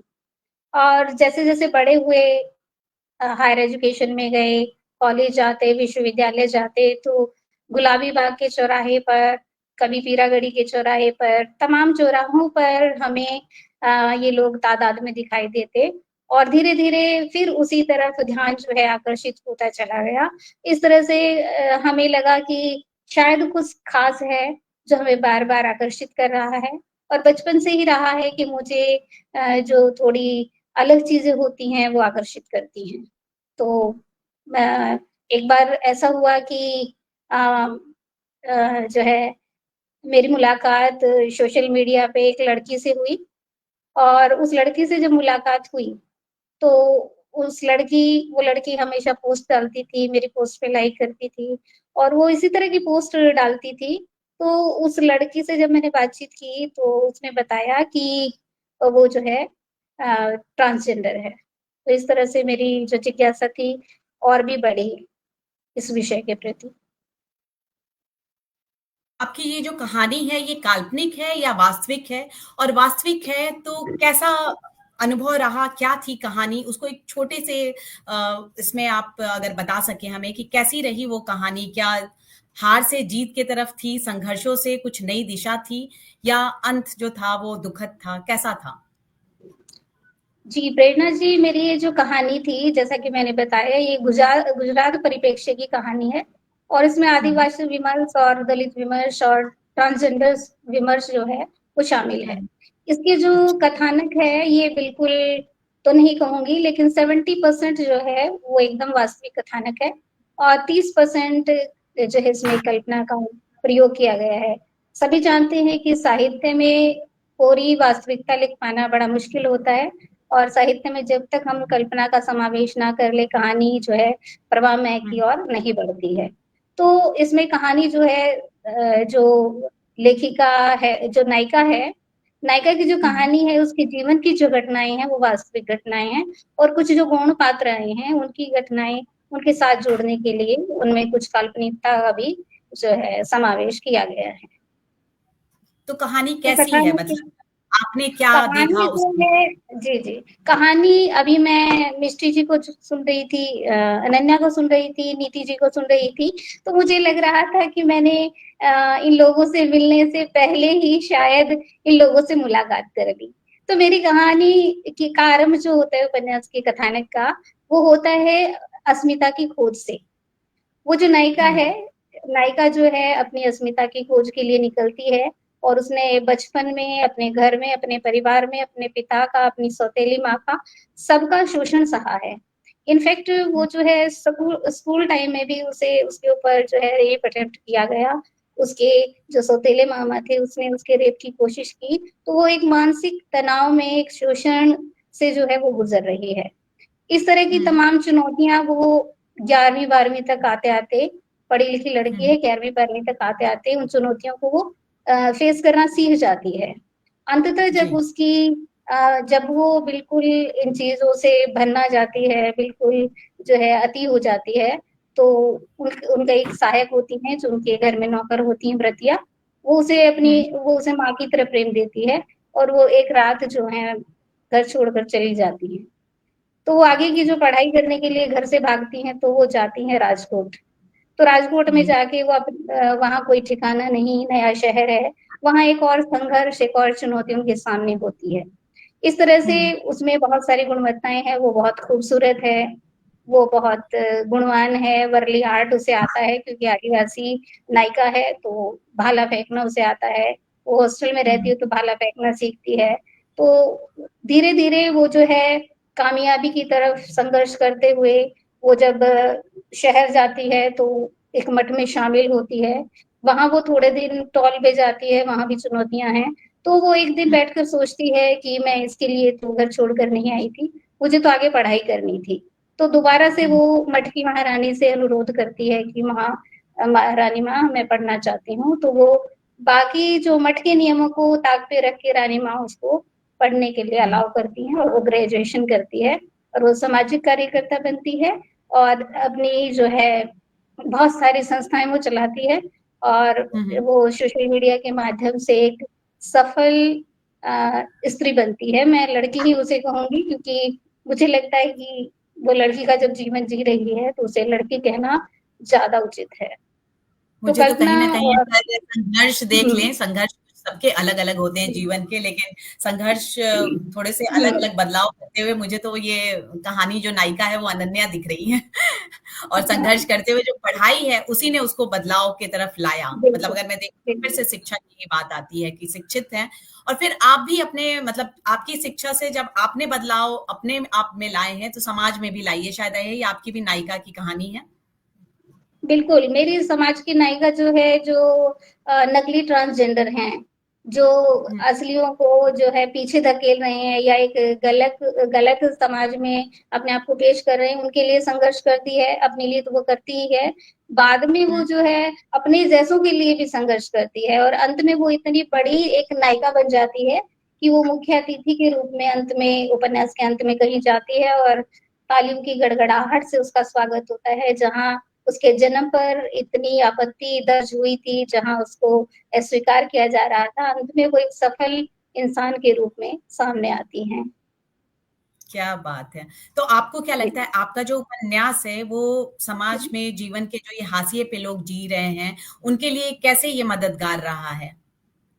जी, जब मैंने ये मेरा उपन्यास है द डार्केस्ट डेस्टिनी, तो इस हुँ, उपन्यास को जो मैंने लिखा, तो मैंने पहले ही इसमें घोषणा की थी कि मेरी इस बुक की जो रॉयल्टी होगी, वो हुँ, सारी ऐसे ही हाशिए के समाज के जो लोग हैं, वो हुँ, हुँ, उनके खाते में जाएगी, उनकी मदद के लिए जाएगी, और ऐसा हमने किया भी। हाँ, एक हुँ। संस्थान है मन की उड़ान, उसमें हमने अपनी पहली रॉयल्टी इस किताब की भेजी थी, और 3 संस्करण इसके आए हैं। तो जब-जब रॉयल्टी की बात आती है, वो राशि जो है अपने वादे हुँ। के अनुसार मैं इन लोगों में पहुँचाती हूँ, जो भी आर्थिक रूप से कमज़ोर हैं।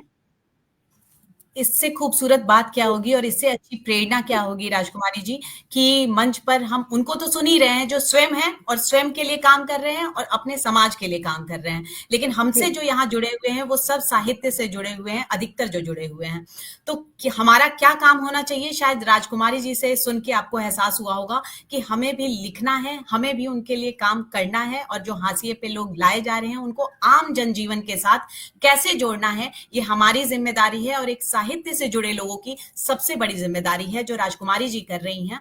ऐसे ही हमें भी ऐसी रचनाओं को लाना होगा, अपनी बातों को कहना होगा, और क्यों वही एक दूसरे की मदद करें, क्यों नहीं हम आगे चल के उनको आगे खींच कर लाएं, तो फिर वो जो समाज होगा वो कितना खूबसूरत समाज होगा।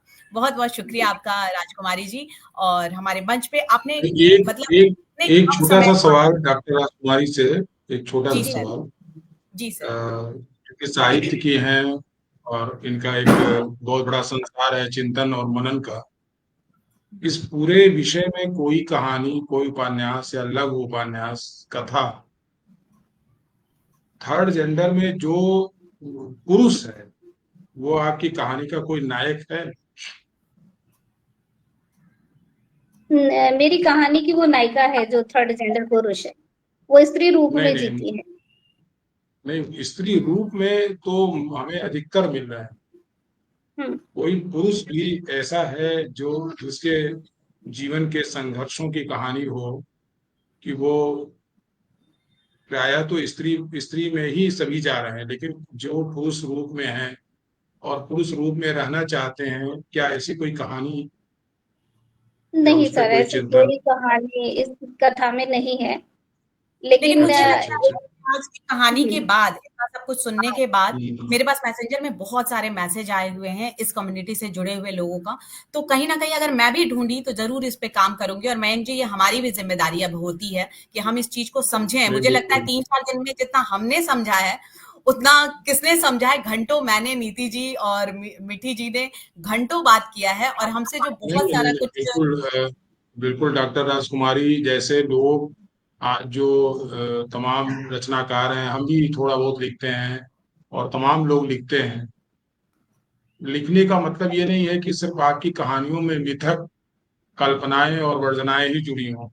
जीवन में वो बहुत कुछ है लिखने के लिए, कि जिसके लिखने से समाज का, जो एक कहा गया है कि समाज, साहित्य जो है वो समाज का दर्पण है।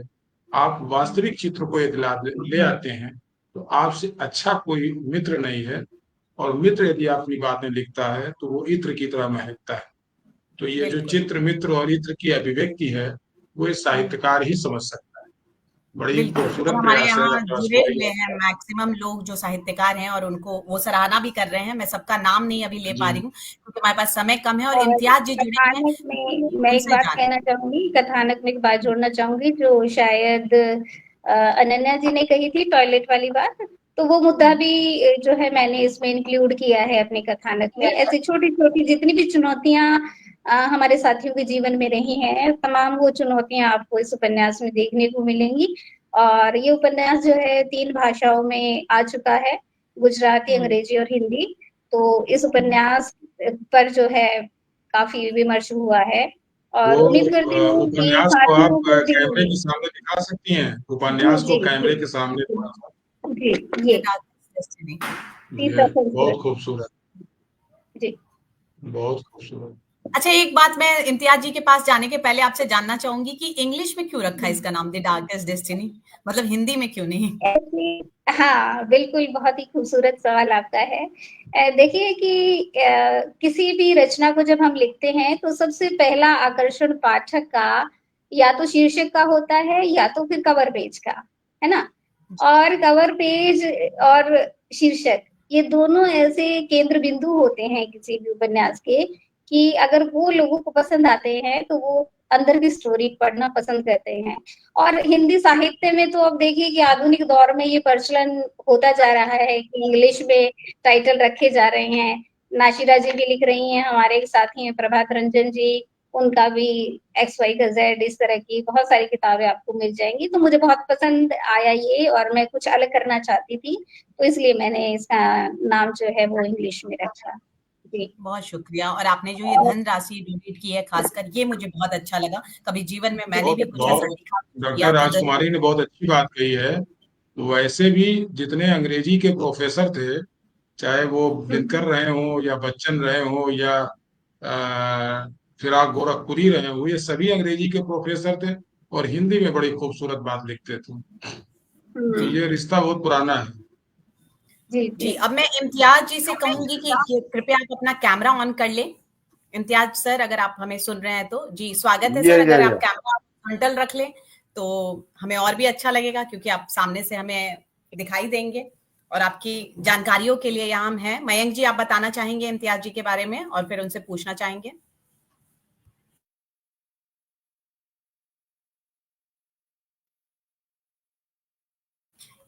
चले मैं ही बता देती हूँ। इम्तियाज सर जो हैं वो आंध्र प्रदेश से जुड़े हुए हैं और नेशनल एड्स कंट्रोल सोसाइटी में कंसल्टेंट हैं। 20 सालों से, आप सब भी नीति जी और अनन्या जी सुने कि 20 सालों से ये ट्रांसजेंडर्स के साथ काम कर रहे हैं, उनके लिए ही लड़ाई लड़ रहे हैं और रिसर्च स्कॉलर हैं ट्रांसजेंडर मेंटल हेल्थ में और डिस्ट्रिक्ट लीगल सर्विसेज के भी मेंबर हैं। एक्टिविस्ट के तौर पे काम कर रहे हैं ट्रांसजेंडर वेलफेयर के। तो आप सबको भी खुशी होगी इनसे जानकर कि क्या काम चल रहा है और क्या काम आगे सुधार हो सकता है, या उन्होंने क्या क्या देखा इन सब में 20 सालों में, उनके अनुभव, सरकार क्या काम कर रही है, ये सब हम आपसे जानना चाहेंगे इम्तियाज जी। जी, thank you. Thank you, Prerna ji and Mayank, for inviting me in this precious conference, virtual mode. और thank you very much.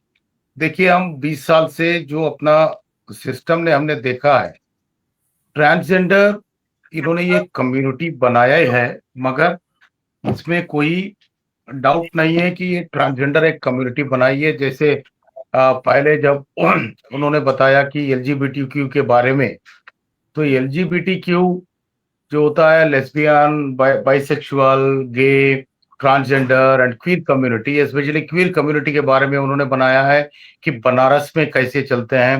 And madam ने बताया कि असम में क्या चल रहा है, और दूसरे मैडम ने बताया कि ये सब ऑफ कोर्स जितने भी ये लोग इन्होंने काम किया है, तो कहीं ना कहीं गवर्नमेंटल सपोर्ट इनको मिल रहा है। विदाउट गवर्नमेंट सपोर्ट और कोऑपरेशन, इनके कोई भी, मेरे हो या किसी के भी हो, एक्टिविस्ट काम जो होते हैं वो सक्सेस नहीं होते हैं। गवर्नमेंट सपोर्ट किस तरीके के हैं वो आप बताइए कि क्या है गवर्नमेंट सपोर्ट। जी, I am coming to that. And moreover for transgender especially, this is, the people are saying it's a mentally disorder, but unfortunately not. It is a genetical disorder. तो genetical disorder होता है, तो इसमें कोई भी किसी का transgender हो या लेस्बियन हो, इनका कोई फॉल्ट नहीं होता है। It's a genetical disorder. And moreover, some of the percentage I'm talking about, that can be influenced the particular individual towards the same sex or same gender. That is, जैसे आपने queer community के बारे में madam ने बताया, बनारस से दिल्ली गए, दिल्ली से वापस बनारस आए और उन्होंने प्रिस्मेटिक फाउंडेशन उन्होंने ओपन किया है, स्टार्ट किया है for the sake of, for the welfare of this so and so उन्होंने बताया। Very nice, that is absolutely right. And Assam के बारे में मैडम ने बताया और दूसरे मैडम ने बताया, इनका जो एक्सपीरियंसेस रहा, that is absolutely right. But अभी हमको देखना है कि गवर्नमेंट ऑफ इंडिया इसके ऊपर क्या ले रही है। In 2017 I think so, the government NALSA judgement एक आया है for the in favour of transgender and same sex like homosexuals, इनके बारे में कि इनको भी हम मान्यता दिया जाए। तो आप देखेंगे कि पहले हम जब कोई भी फॉर्म फिलअप करते थे तो उसमें होता था मेल और फीमेल, मगर आज के दौर में क्या हो रहा है, मेल, फीमेल और ट्रांसजेंडर, ये 3 ऑप्शन दे रहे हैं जी। ये बहुत बड़ा अचीवमेंट है ट्रांसजेंडर्स का कि वो अपने आइडेंटिटी नेशनल वाइड में ला लिए in a formal level. That is very important. It's not a simple thing कि ऐसे ही वो आ गया है। इसके पीछे बहुत से all the state representatives of the transgenders and MSM community, इन्होंने बहुत सा फाइट किया है। एंड मोर ओवर रिसेंटली आपने देखा होगा कि एक मूवी भी आई, बहुत से मूवीज आए हैं, उसमें एक रिसेंट मूवीज हम बात करेंगे, ताली, जो गौरी सावंत के ऊपर ये ऑटोबायोग्राफी है। She is also running a project. And moreover mister Vijay Nair, जो बहुत बड़े एक्टिविस्ट हैं मुंबई लेवल के, वो भी एक ट्रस्ट चलाते हैं, उसका नाम है उड़ान। So these are the trusts are working for the sake of the PLHIV people and transgenders and MSM community in different sectors. So ये इस तरीके के सिस्टम एस्टेब्लिश होने के बाद, तो in 2005, I will take only 5 minutes of time in this regard. So 2005 में जब BMG, bill and Melinda Gates foundation जब आया है इंडिया के अंदर, तो उन्होंने वर्क किया है in a sector of the HIV AIDS. मगर HIV एड्स किससे आ रहा है? तो उन्होंने एक रिसर्च किया है, और रिसर्च के अंदर मालूम पड़ा कि wherever the penetrative sex are going on, there will be a chance of the sex HIV AIDS. तो उन्होंने पहले कवर किया FSW, female sex workers, and then male sex workers. तो मेल सेक्स वर्कर्स होते हैं homosexuals, तो इनके ऊपर उन्होंने बहुत सा काम किया। अलायंस इंडिया करके एक ऑर्गेनाइजेशन को बनाया, उनके थ्रू पूरा हिंदुस्तान के अंदर उन्होंने काम किया एंड उनको एम्पावर किया। तो उसके बाद क्या किया, एक स्टिमुलाइज करने के लिए इन्होंने एक प्रोग्राम को बनाया। दैट प्रोग्राम इज कॉल्ड, एक ऑर्गेनाइजेशन को बनाया, that is called community based organisation. It's called CBO। It's nothing like similar to NGO, जो नॉन गवर्नमेंटल ऑर्गेनाइजेशन होता है, उसी तरह से CBO को बनाया है। But CBO is consisting the same type of members. अगर होमोसेक्सुअल हैं तो पूरे होमोसेक्सुअल रहेंगे, अगर ट्रांसजेंडर हैं तो पूरे ट्रांसजेंडर रहेंगे, अगर ट्रांस वुमेन रहेंगे तो पूरे ट्रांस वुमेन रहेंगे। And September 3rd, I think so, September 4th, one biggest conference held in Delhi regarding trans women, transgender। तो इसके ऊपर बहुत सा काम हो रहा है, क्योंकि इनको भी मैं जानना चाहूंगी कि अभी क्या क्या फैसिलिटी ट्रांसजेंडर्स को मिल रही है, और आगे क्या हमें बदलाव लाना है। बस अभी के क्या, कहाँ तक हम पहुंचे हैं, वो मुझे जानना है। राइट। देखिए, transgender is a best community. मुझे पूछेंगे तो the best and lovable community in now present society. Okay, तो इनके लिए गवर्नमेंट ऑफ इंडिया ने बहुत से ऑल्टरनेटिव इनकम प्रोग्राम्स बनाए हैं नॉन हेल्थ सीकिंग बिहेवियर के नीचे। और हेल्थ सीकिंग बिहेवियर के नीचे इनको बहुत सा प्रोग्राम दिया है। अभी देखिए, ministry of social justice of empowerment आपने सुना होगा। हाँ, गरीम अग्रवाल जो इनके प्रिंसिपल सेक्रेटरी हैं, अंडर सेक्रेटरी हैं, उन्होंने एक प्लान डिजाइन किया and established A separate department that is called disabled welfare department and old age and transgender department. वहां पे उनको स्किल डेवलपमेंट दिया जा रहा है। हाँ, अगर आपको you are having a more fun towards to the same sex, अगर आप जैसे हम हेट्रोसेक्सुअल होते हैं, wife and husband, male and female, you can continue with one partner, not for multiple partner, for indulging in sex. तो हमको वो बोलेंगे कि हमको पैसा कैसे मिलेगा, तो skill development, alternative income development ministry of social justice से दे रहे हैं। एंड नॉट इवन यहाँ खत्म नहीं होगा। एंड ग्लोबल फंड जो है, GFATM आपने सुना होगा नाम, global fund is sponsoring more and more, इतना दे रहा है कि हमको सिर्फ इसके ऊपर कोई क्या बोलते हैं आइडिया नहीं है।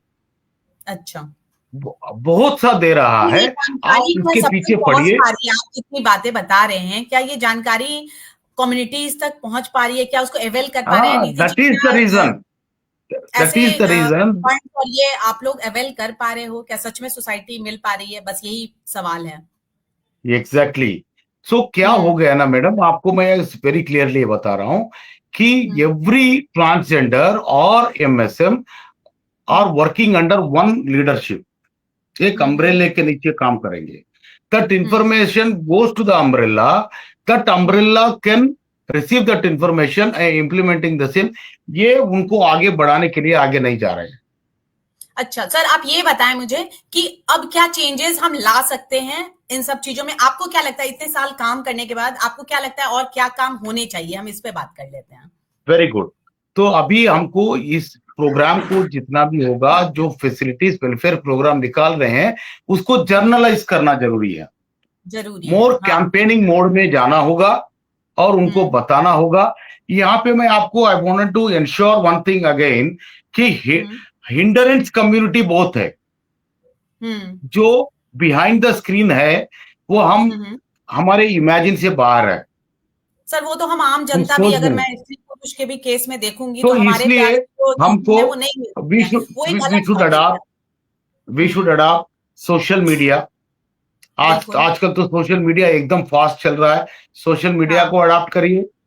सोशल मीडिया के थ्रू, या कोई आप महाराष्ट्र में आप बात करेंगे तो ये ट्रांसजेंडर के एक्टिविस्ट, प्राइम एक्टिविस्ट कौन है जो कम्युनिटी को साथ लेके चल रहा है? I am taking some of the names in that. Vijay Nair is one of the person who is providing employment to all the community, even including PLHA community. Very good. Some Triveni Sangha, Triveni Sangam, and Gaurav, Kumari Shetty, Zainab, many people are working on that. So I say जो empower, अभी जो the salon वाला काम आ रहा है, जो उनको community kitchen वाला काम आ रहा है, the people have to empower and we should inculcate them कि अरे भैया तुम जब तक काम नहीं करोगे तुमको पैसा नहीं मिलेगा. हाँ, मतलब वो चीज हमें कहीं ना कहीं इनकम के लिए उस पे जाना है. और कहीं ना कहीं वही बात तो नीति जी और अनन्या जी भी कह रही हैं कि पढ़ाई के बाद वो कर ही क्या रही हैं, जॉब. पढ़ाई और जॉब जब तक करेंगे नहीं तब तक एम्पावरमेंट कहाँ से आएगी? आप सोशली क्या बताएंगे सर कि सोशली हमें क्या चेंजेस लाना चाहिए? क्योंकि आज हमसे लोग जो जुड़े हुए हैं वो तो नॉर्मल कई लोग जुड़े हैं, उनको क्या करना चाहिए? देखिए, जैसे न्यूटन का तो थर्ड लॉ होता है, every action will have a same reaction. Okay, अपने कम्युनिटी को अपने लेवल का एक्शन रोकना पड़ेगा. मोर एंथुसियास्टिक नहीं होना है, मोर हाइपर नहीं होना है.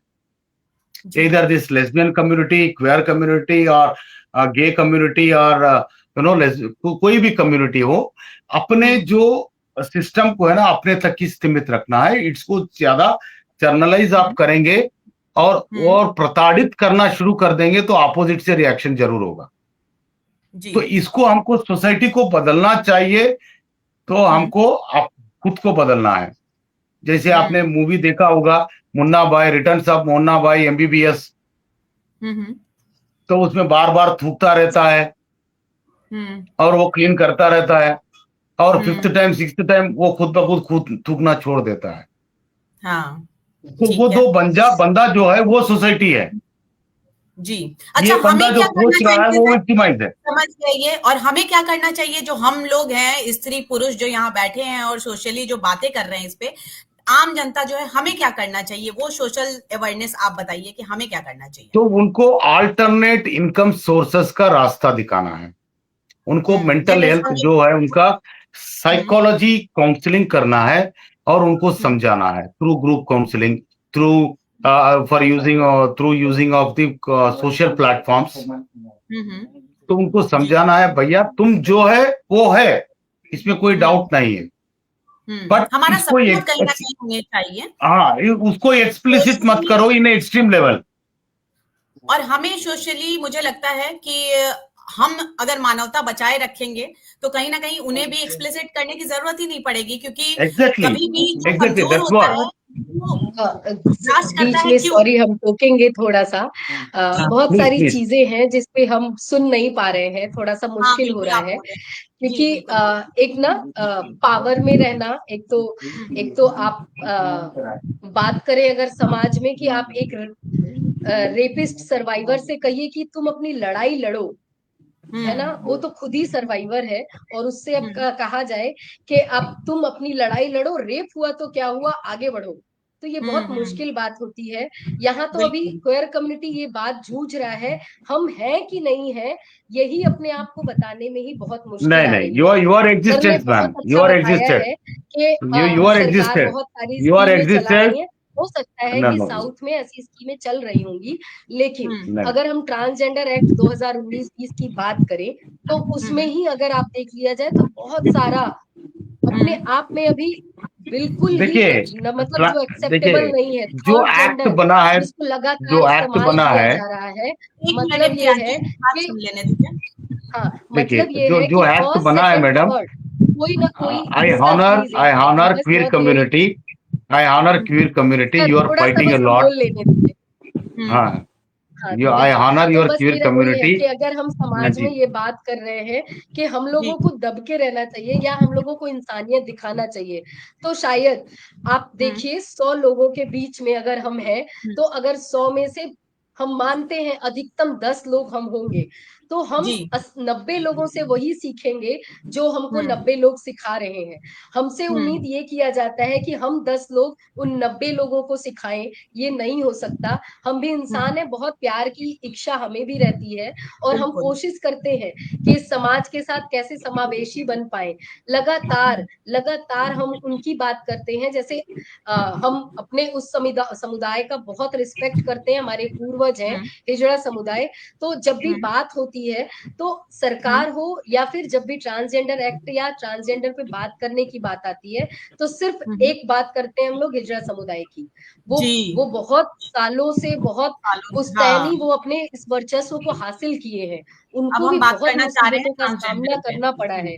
वो कहीं ना कहीं आज अपना सिस्टम बचाने में है, इसमें कोई दो राय नहीं है, लेकिन थोड़ा सा हम लोगों को भी समझना पड़ेगा कि एक महिला और यही जो समझने के लिए हम आज नेचुरली बैठे हैं। जिसको आप मान्यता दे रहे हैं कि एक महिला है जो इंसान है।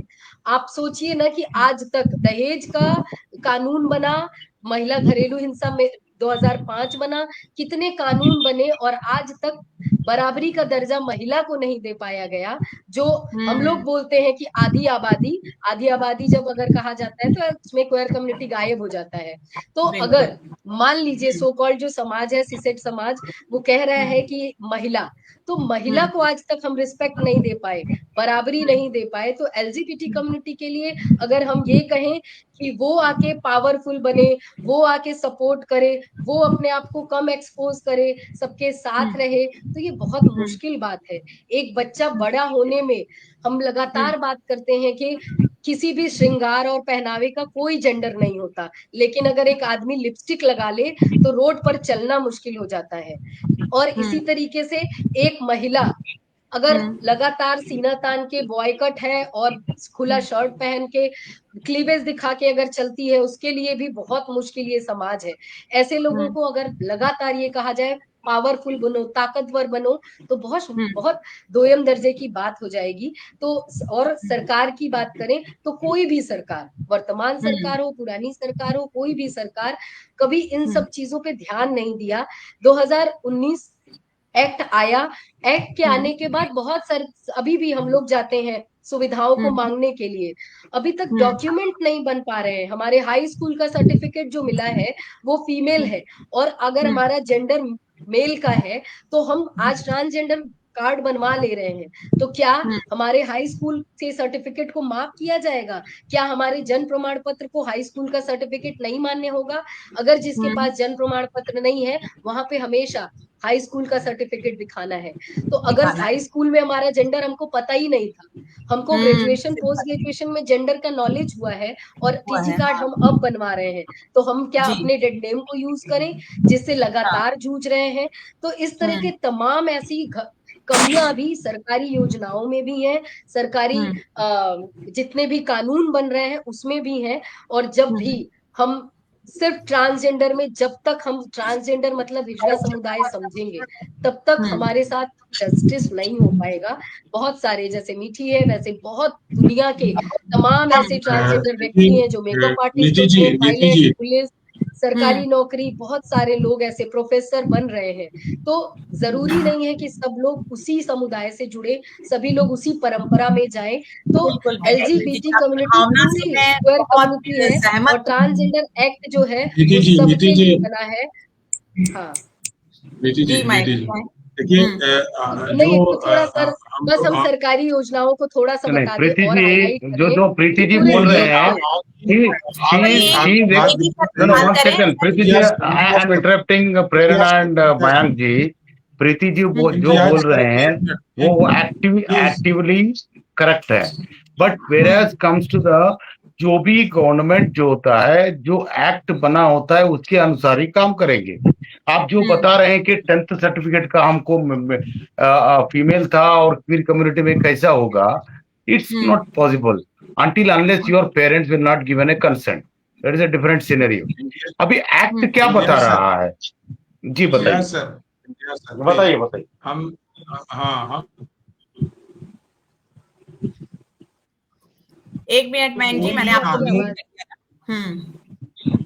बताया मयंक जी। मेरे कहने का मतलब है कि कोई भी कानून जो है उस कानून में बात हर वक्त बदलाव की बनी रहती है। कोई भी कानून जो संसद से पारित होता है उसमें नई बहस हमेशा उसकी संभावना बनी रहती है। लेकिन जब तक बदलाव नहीं होता तब तक हमें आपको सभी को उस कानून को मानना रहता है। ये हम सभी जानते हैं, चाहे वो कोई भी कानून। और लोकतंत्र में यही खूबसूरती है कि हमेशा एक नई बहस, एक नई चुनौती हमेशा होती रहती है, और जो भी सरकार सत्ता में रहती है वो मुखर होकर उस बदलाव को लाती है। हम इम्तियाज सर का जो संघर्ष है 20 सालों का, उसमें 2-3 बातें बड़ी महत्वपूर्ण हम आपकी बात सुन रहे हैं। एक तो ये है कि जो हार्मोनल बदलावों के लिए दवाएं हैं और जो ऑपरेशन का खर्चा है वो अभी भी लोगों को सरकारी तौर से कोई मदद इस तरीके की नहीं मिल पा रही। तो एक तो ये बात होनी चाहिए कि हम सरकार से गुजारिश करें कि ये दवाएं चूंकि इतनी महंगी हैं और इसका पूरा प्रोसेस इतना महंगा है कि इन्हें ये चीज किसी भी तरीके से सरकार इस पर ध्यान दे और उपलब्ध है। ये हमारा एक रिक्वेस्ट है। दूसरे, जो अशिक्षित हैं, किसी गांव गिराव में उत्तर प्रदेश, बिहार या आसाम या बंगाल के गांव में जो लोग हैं, किसी कारण से हाई स्कूल नहीं हो पाए हैं, तो यदि कोई ऐसी योजना है जिनमें इन्हें विदाउट लोन कोई पैसा मिल सकता है या कोई चीज हो सकती है, तो अगर आप उसे बतावें तो ज्यादा हमें हमारे लोगों को अच्छा रहेगा और उनको फायदा मिलेगा। जो भी देखिए जब एक एक्ट बनता है तो उसमें थोड़े प्रोविजंस होते हैं that can be favour of the public. जब जो ये एक्ट बना 2017-18 में, जो ये एक्ट पहले प्रेजेंट किया गया 2017 में इन राज्यसभा, तो वो 2017 में बिल रखा राज्यसभा में, 18 में इसका पास हो गया। तो इसमें मेनली किया गया some provisions are there. One is employment occupation के लिए है, दूसरा एजुकेशन के लिए है, दूसरा हो गया हेल्थ केयर सर्विस के लिए है, दूसरा हो गया हाउसिंग रिटेनिंग अपॉर्चुनिटी प्रॉपर्टी के लिए है, पब्लिक फैसिलिटीज के लिए है, होल्डिंग पब्लिक प्राइवेट ऑफिसेस के लिए है, और specially I am talking about insurance policies. बहुत अच्छी बात है। अगर इतनी चीजों पे काम चल रहा है सर तो बहुत अच्छी बात है। अब सिर्फ आप हमें ये बताएं कि हमारी सोशल रिस्पॉन्सिबिलिटी क्या है, क्योंकि मंच का समय हो चुका है, बहुत समय हो चुका है। आप सिर्फ हमारी हमारी सोशल रिस्पॉन्सिबिलिटी ये होना चाहिए, don't to discriminate that particular community in any ways, कोई भी वे हो। अब सर ने जो बताया कि ये हो गया, पहले जो सिस्टम था दाई सिस्टम था, कुछ निर्वाण सिस्टम था, अभी लीगलाइज हो गया है SRS system, sexual reassignment surgery. हाँ, तो ये सिस्टम को सर ने बताया कि ये बहुत कॉस्टली है। Of course it is very costly, but certification should be. बात करेंगे क्योंकि समय हो चला है। आपसे मैं कुछ ऐड करना चाहती हूँ, अगर 5 मिनट का समय मिल रहा है। मैं आपको कंक्लूड कर रहा हूं कि हम जो सोसाइटी में है, तो सोसाइटी का रिस्पॉन्सिबिलिटी हमको फेस करना है और हमको निभाना जरूरी है। जो ट्रांसजेंडर हो या एमएसएम हो, जो भी अगेंस्ट द एग्जिस्टिंग जेंडर जो काम कर रहा है, अगर मेल है फीमेल का काम कर रहा है, अगर फीमेल है मेल का काम कर रहा है, we should respect and honour that particular activity and behaviour. That's it. आज के मंच का यही उद्देश्य था। धन्यवाद प्रेरणा जी, मैं कुछ ऐड करना चाहूंगी। जी हाँ, मैं ज्यादा टाइम नहीं लूंगी। ये कहना था कि वैसे तो मयंक जी ने बहुत बड़ी बड़ी बात कर दी कि सेक्स रीअसाइनमेंट सर्जरी या फिर हार्मोन थेरेपी के लिए सरकार को कदम उठाने चाहिए। उससे पहले जो है हमारी बुनियादी चीज जो है वो है शिक्षा। तो सरकार हमें सर्जरी का पैसा दे ना दे, हमें अपने पैरों पे खड़ा होने के लिए शिक्षा का व्यवस्था देना बहुत ज्यादा जरूरी है। और अभी के टाइम पे ट्रांसजेंडर समुदाय की जो सच्चाई है वो ये है कि सरकार ने कानून तो बना दिया, लेकिन कानून को समुदाय तक पहुंचाने के लिए कोई रास्ता, कोई एक्शन नहीं लिया गया है सरकार की तरफ से। सरकार ने एक पोर्टल स्पेशली ट्रांसजेंडर लोगों के लिए बनाया है, स्माइल पोर्टल। आप जब स्माइल पोर्टल पे अभी विजिट करेंगे तो वहां पे आप लॉग इन ही नहीं कर पाते हैं, वो विजिबल ही नहीं है, वर्क ही नहीं कर रहा वो। फिर जब आप स्कॉलरशिप की बात करते हैं, जब हम शिक्षा की बात करते हैं, स्कॉलरशिप बहुत एक अहम हिस्सा है आपके शिक्षा का। स्कॉलरशिप, जब आप ट्रांसजेंडर स्कॉलरशिप की बात करेंगे, जो नेशनल पोर्टल में आप दिखाया गया है कि सरकार ने इतनी स्कॉलरशिप दी है, उसको अगर आप एक्सेस करने की कोशिश करते हैं तो वहां पे जब अप्लाई बटन क्लिक करेंगे तो वहां पे आपको दिखाया जाएगा कि 2022 में ही वो स्कॉलरशिप एक्सपायर हो चुके हैं। उसके बाद जब आप ट्रांसजेंडर व्यक्ति की शिक्षा की बात करते हैं तो एक तो आपने ट्रांसजेंडर कार्ड की बात करी है कि एक व्यक्ति को अपने आप को ट्रांसजेंडर कहने के लिए ट्रांसजेंडर आईडी कार्ड की जरूरत होती है। आप ट्रांसजेंडर कार्ड बना लेते हैं अपने आप को ट्रांसजेंडर आइडेंटिफाई करते हुए। अगेन नीति ने कहा था कि आपके डॉक्यूमेंट्स का क्या होगा। आपके पास ट्रांसजेंडर कार्ड है, लेकिन आपके जो डॉक्यूमेंट्स है वो आपने परिवार ने तय किया था। आपके जन्म प्रमाण पत्र, आपके स्कूल के सर्टिफिकेट, वो ऑलरेडी आपके प्रीवियस डेथ नेम और डेथ जेंडर के साथ है। तो आप उसको नए जेंडर के साथ मैच कराने के लिए क्या एक्शंस ले रहे हैं, इसके बारे में अगर थोड़ा सा बता पाए। क्योंकि एज ए ट्रांस व्यक्ति मैंने अपने एजुकेशन अपने बलबूते पे किया है, ना कि सरकार के सहारे से। सरकार की तरफ से कोई स्कॉलरशिप नहीं मिली है। अगर आप ट्रांजिशन के लिए भी बात करेंगे तो मेडिकल स्टाफ में कोई अवेयरनेस नहीं है। आप सोशल डिपार्टमेंट विजिट करेंगे, सोशल वेलफेयर डिपार्टमेंट के अंदर ये तक अवेयरनेस नहीं है कि ट्रांसजेंडर व्यक्ति कौन होते हैं। तो ऐसे में सेक्स रीअसाइनमेंट सर्जरी तो बहुत बड़ी बात हो गई। पहले हमें बुनियादी जो मूलभूत हमारा अधिकार है, शिक्षा का अधिकार, वो बहुत ज्यादा जरूरी है। तो मुझे लगता है सरकार को सर्जरी तक जाने से पहले किस तरह से हमारी लाइवलीहुड को बेटर करने के लिए, हमें एम्प्लॉयमेंट तक पहुंचाने के लिए शिक्षा प्रदान करे, उसके बाद ही स्किल डेवलपमेंट करा देना बहुत एक एंड रिजल्ट नहीं होता है। स्किल डेवलपमेंट करने के बाद हम जिस फील्ड में जा रहे हैं, जिस ऑफिस में जा रहे हैं, वो ऑफिस, वो स्पेस हमारे लिए कितना सेफ है, वहां पे क्या पता हमारे साथ वायलेंस हो जाए, इंसल्ट हो जाए। तो इन सब चीजों को देखना भी सरकार की जिम्मेदारी है। साथ ही अगर आप ये कह रहे हैं कि हम अपने मीठी जी देखिए, जो कानून बने हैं, आज के इस विमर्श का मुद्दा भी यही था कि हम जो बातें सोचते हैं या देखते हैं और जो जिससे आप दो चार हो रहे हैं, उनके बीच की भिन्नता हमें थोड़ी सी मालूम हो सकता है। किसी स्टेट में कोई गवर्नमेंट ना करती हो या वहां के जिले का अधिकारी ना करता हो, लेकिन एक सरकार की तरफ से किसी स्कूल के लिए वजीफा है तो लगभग सभी बच्चों को मिलता है। कुछ एक स्कूल में नहीं होते हैं तो उससे हम ये नहीं कह सकते हैं कि सरकार का दृष्टिकोण गलत है। हाँ, आपकी बात हमें यह समझ में आती है कि इस तरह की मुश्किलें हैं। हमारे मंच के माध्यम से हमारे दर्शक, हमारे साहित्यकार हैं, रचनाकार हैं, इसमें पत्रकार भी जुड़े हैं, इन बातों को सरकार तक पहुंचाएं। सरकार ने यदि एक दृष्टिकोण बनाया है कि आपको स्वास्थ्य के लिए एक अलग से कमरा दे दिया गया है अपनी बात रखने के लिए, या आपको अगर वजीफे की बात की जा रही है, आपको शिक्षा की बात की जा रही है, तो हो सकता है किसी स्टेट में अच्छा होगा। हम किसी एक जी, मैं इस चीज को आप इस नजरिए से भी देख सकते हैं। जैसे मान लीजिए एक गांव में 100 लड़कियां हैं, उस 100 लड़की में से 3 लड़की ने जाके सरकारी नौकरी कर ली, तो ये नहीं कह सकते कि आप पूरे जो गांव है वहां की लड़कियां एम्पावर्ड हो गई है। जरूरी है उसका प्रतिशत जानना।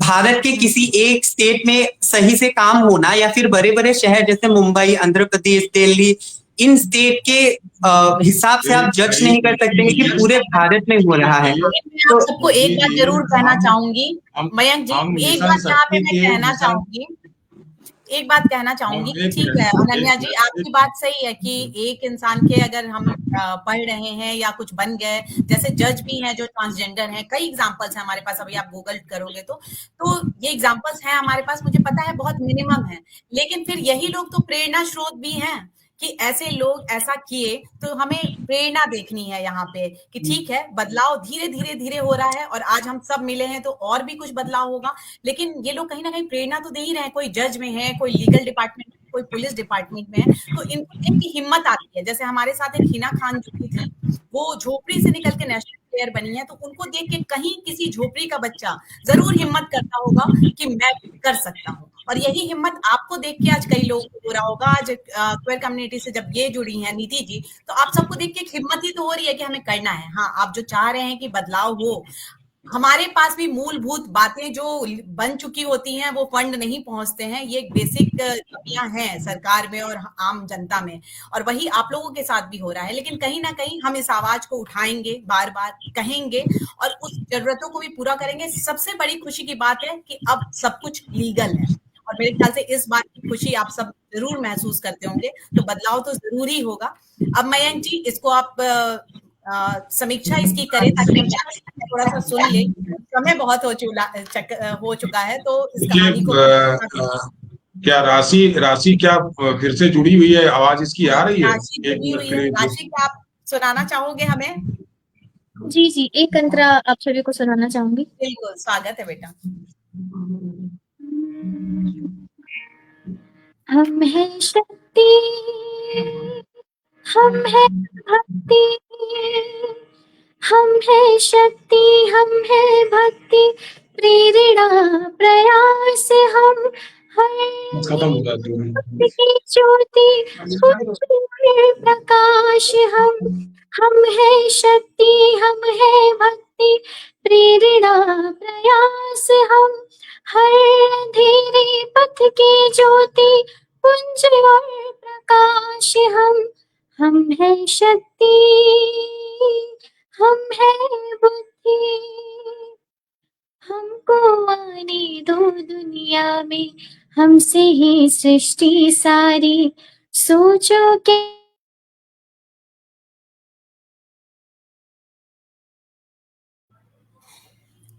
राशि का फिर से नेटवर्क इश्यू हुआ है, मेरे ख्याल से आप सबको सुनाई दे रहा है।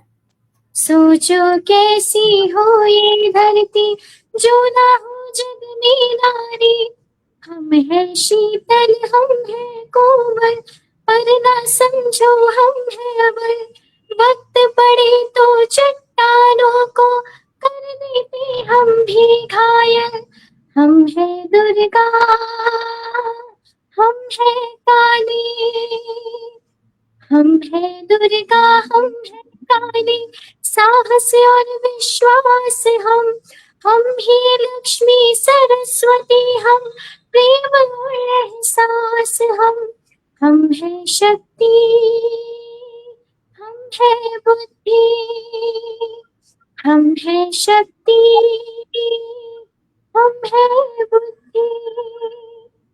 धन्यवाद। बहुत सुंदर बेटा, बहुत बहुत धन्यवाद आपका आने के लिए, और फिर भी बार बार इतने देर तक इंतजार करके हमें सुनाने के लिए बहुत शुक्रिया। और देखिए, आपकी कार्यक्रम का समापन करते हुए ये जरूर कहूंगी मैं कि हम है शक्ति, ये पूरे क्वेयर कम्युनिटी को ये सॉन्ग मैं डेडिकेट करती हूँ। राशि की तरफ से गाना जो उसने गाया है, आपको अनन्या डेडिकेट करती हूँ। आप सब शक्ति का रूप है और आप ही वो समाज में वो बदलाव लेके आएंगे। अब मयंक जी, आप इस कार्यक्रम का समापन करें। आज जो हम लोगों ने बात की, खास तौर से बनारस से हमारे जो मित्र जुड़े, और डॉक्टर राजकुमारी, इम्तियाज सर, बैक स्टेज पे डॉक्टर अनिल सिंह भी इस बात को सुन रहे हैं, सारी चीजें, क्योंकि इस समय की कमी है और थोड़ा देर से कार्यक्रम शुरू हुआ, फिर भी बहुत सी बातों पे विमर्श में एक ऐसा भी मोड़ आया कि जब ये लगा कि हम थोड़े से रास्ते से भटक रहे हैं, मन के आक्रोश में ऐसी बातें हो जाती हैं। लेकिन एक सबसे बड़ी बात यह है कि हमें एक बॉक्स मिला और उस बॉक्स में अपनी पहचान मिली। अब उस पहचान के बाद मन को पर मिल जाए और एक उड़ान मिल जाए तो बेहतर होगा। एक खुला आसमान है और उसे उड़ान होना बाकी है। बातें बहुत सी हैं कि भाई हमें ये नहीं मिल रहा है, हमें वो नहीं मिल रहा है, लेकिन सबसे पहले तो ये बात हुई ना कि हमें पहचाना गया, हमें अधिकार मिला। 2019 तक आते आते ये बात हो गई है। अब जरूरत यह है कि जब इस तरह के विमर्श, इस तरह के मंच हर जगह जुड़ेंगे और हम आपकी परेशानी को समझ सकेंगे, आप हमारे लिए कौतूहल नहीं रहेंगे, हमारी जिज्ञासाओं में आपके मन के भीतर पलने वाले तमाम ख्वाब जब हमारे साथ जुड़ेंगे तो वो जो ख्वाब होंगे उनसे नए चिराग जुड़ेंगे। हमारे मंच का मतलब भी यही है, क्योंकि हम कितनी भी शिकायतें कर लें, हमें जाना तो सरकार के पास ही है और वही हमें अधिकार भी देगा। तो बेहतर है कि अपना गम लेकर कहीं और ना जाया जाए, घर की बिखरी चीजों से ही घर को सजाया जाए। तो हमारी जो तमाम बातें हैं, हमारी तमाम जो चीजें हैं, वही हमारा हौसला है और उससे उठकर हम आगे बढ़ें। हम ये यकीन दिलाते हैं प्रेरणा के मंच के माध्यम से कि मुझ में जो एक सकारात्मक बदलाव हुआ है वो देखने वाले तमाम लोगों में सकारात्मक बदलाव हुआ होगा, और जो अभी तक हमारी सोच इस समाज के लिए दूसरी थी वो बदलकर अब एक प्रेरणात्मक हो गई है और हम मिलकर, आपके साथ मिलकर समाज को आगे बढ़ाएं। बहुत बहुत शुक्रिया प्रेरणा के मंच में आप सभी का जुड़ना। बहुत बहुत शुक्रिया अनन्या, बहुत बहुत शुक्रिया आपका अनिल जी।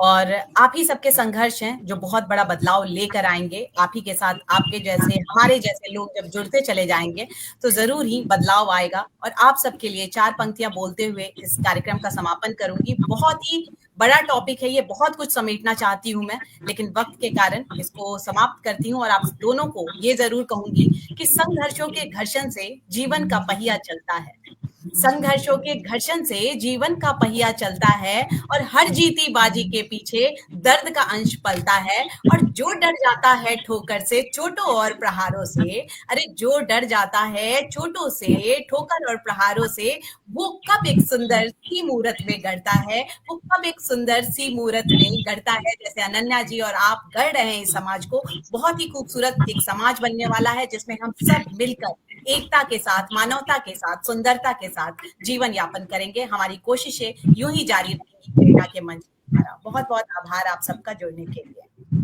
और अपनी बात। बहुत बहुत धन्यवाद आपका भी, प्रेरणा के मंच का भी शुक्रिया। शुभ रात्रि।